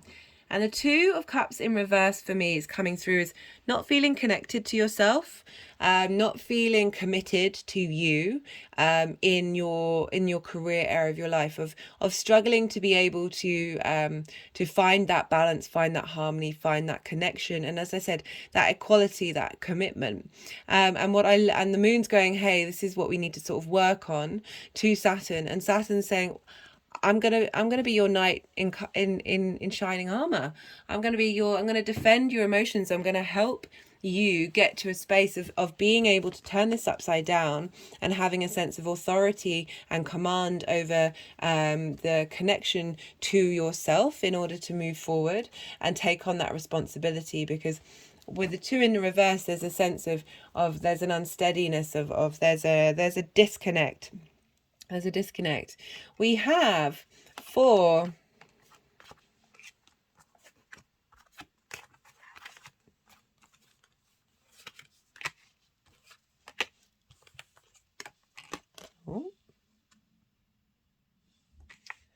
We have for the spring equinox, we've got the Page of Cups. I love this. This is a renewal of emotional creativity, really being inspired with your hopes and your dreams, of being able to dream big and think big and being able to connect to that on an emotional level, thanks to the fertility and nourishment from the earth of the spring equinox. And then we have for the new moon, we have the Fool, starting on a new journey, a new way of interacting with the world, looking at the world, looking at your hopes and dreams, looking at having been restored. You're now able to kind of level up where you're at and just have that sense of openness to what may come in. And then I love that we've got the King of Pentacles for how these energies are going to manifest. So because this is all linking into your 10th house of career, this is really giving you a sense of stability, being able to have command in the 3D world, be able to take action, very far cry from the sort of inaction, the instability of the 2 of Cups in reverse, with this deep strength and stability and groundedness of the King of Pentacles. I love that for you, Gemini. I really hope that resonated. Please do let me know if it did, and be well until we meet again. Taurus rising. How are you doing, Taurus? So for those of you who don't have Taurus rising, the energies, the aspects that I'm going to talk about will still apply. The energy, the way they talk to each other will still be relevant. It'll just be in a different area of your life and a different part of your chart. But for Taurus rising, you have this lunation happening in your 12th house. This is the hidden house. This is the house of mysteries. You've had a lot of action in your 12th house lately. A real sense of connection and empowerment with the hidden parts of who you are. A connection to, so the 12th house is the concepts, the deep hidden concepts of what you are. And it's also a place of magic, a place of mystery, a place of the hidden. Magic is science we haven't figured out yet, but it can be the unseen, the occult, things happening around here. You've got a lot. You've had the benefics move through here, and now you're going to have the sun here, and the sun moving through the 12th is shining a light on that which is hidden, really helping bring integration and understanding of that 12th house area. It can also be a space of loss and grief and frustration. The 12th house can be the part of you that's very intimate to who you are and you don't share, parts of you who you don't necessarily see and can't integrate. But the more work we do on the 12th, the more that we unravel ourselves, the more that we open ourselves up to the truest part of who we are. And but you've had a lot of support moving through here, so I don't think I think you've lucked out with this particular transit of Venus has just left there. You're ruled by Venus, so she's now in your own sign. Jupiter's still there, going to be there for a couple of months. And I feel like this is kind of balancing out what you may have been going through with Uranus in the 1st house of sort of sudden changes. I mean, Uranus is great, but it can sometimes leave some chaos, some drama, but it's for the long-term good in every way. So with the spring equinox, this sense of renewal of the hidden part of who you are, is very independent. Interestingly, the independent, that spark of spirit being in that hidden house of how much manifestation energy you can have tapped in there, that this Jupiter and everything and Chiron moving through there, as well as Vesta, of tending to your heart, tending to who you are, the hidden parts of who you are really gonna have a big impact on the whole journey. You've also got Saturn in Pisces in your 11th house of your hopes and dreams, giving structure to how you interact with that energy, and how the kind of people you draw towards you and how you communicate. You know, Saturn in that sign can bring some sense of authority into groups, into alliances, into how, as I said, how you communicate in that area of your life. And so Saturn, what's going on with Jupiter, what's going on in the Aries sign of part of your life until May, is going to funnel into that Saturn transit. So do go check out the Saturn series that I've done. It adds a lot of layers and nuances to the energies at play right now. But Taurus, your 12th house lunation, a good time to plant seeds of wanting things to be revealed. For integration to be brought in, for it can be a space of depression and loss. So asking to be able to transmit that energy using some fire very safely to sort of, well, you've written something down of then burning it up could be a very powerful thing to do.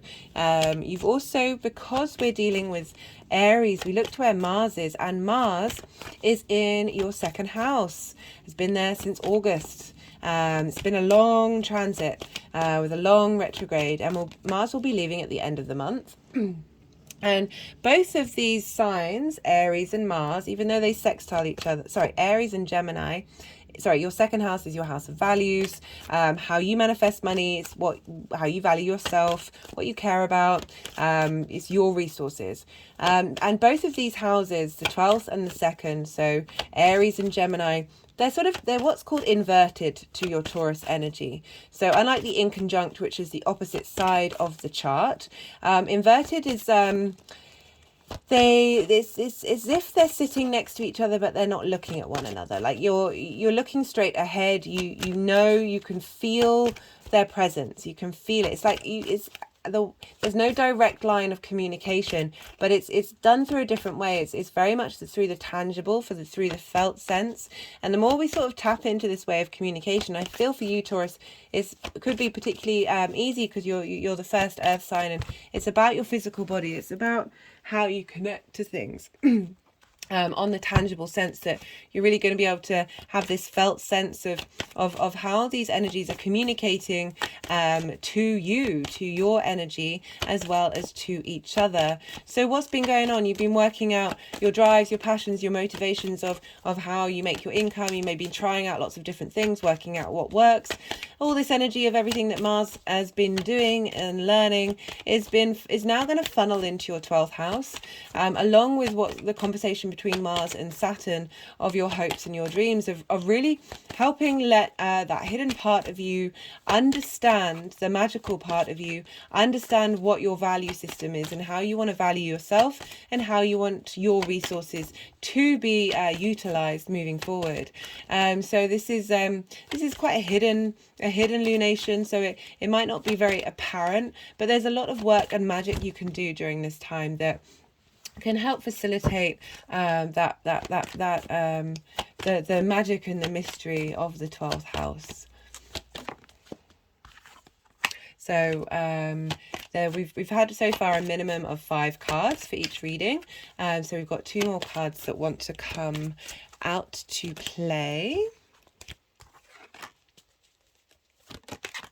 Oh, that was quick. So let's see where these want to go, what these want to do.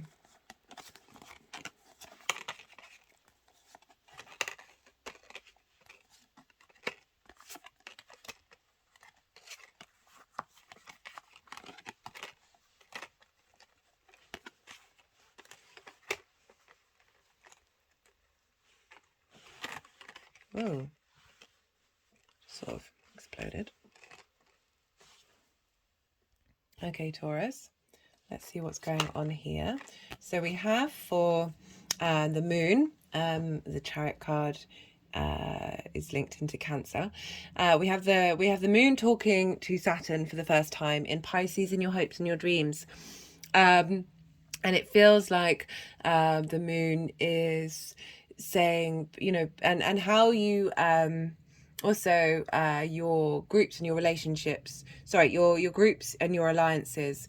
With the Knight of Swords, like, there's a lot of speed there, there's a lot of rushing around, there's a lot of perhaps taking on too much that you can chew, or there's a combativeness to the Knight of Swords of perhaps you've been sort of picking fights with yourself and your hopes and your dreams, and not being able to shift that out of gear, that part of who you are. But you've got the Chariot card, which is about finding dominion within the chaos, of bringing in the yin and the yang, and you know, the stars on the canopy of really being able to work with the reality of the situation, with the cycles of the earth, that really letting you be able to move out of that, because we're dealing with Mars in the second house as well, of your values and how you value yourself.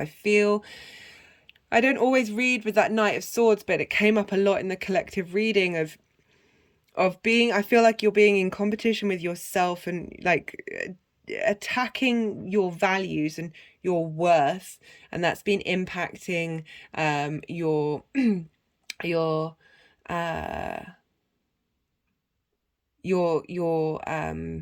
because it's squaring the 11th house of your hopes and groups, and your hopes and dreams, and how you interact. Like there's been some limiting beliefs that I feel that are going to get sorted out by Saturn moving through that sign, moving through that house for you. And for the spring equinox, we have this renewal, and that's happening in your 12th house, your hidden house, your Aries house. Lots of kings are coming up in the collective reading. I feel like you're going to have a sense of authority over the hidden parts of who you are. A desire, there's just this, not authority as in like command, but like not feeling lost at sea with it. Like they're having real there's this strength being built during these two lunations of how you connect to your 12th house, and the hidden parts, the magic, the creative parts, but in particular because we've got the Six of Cups come up for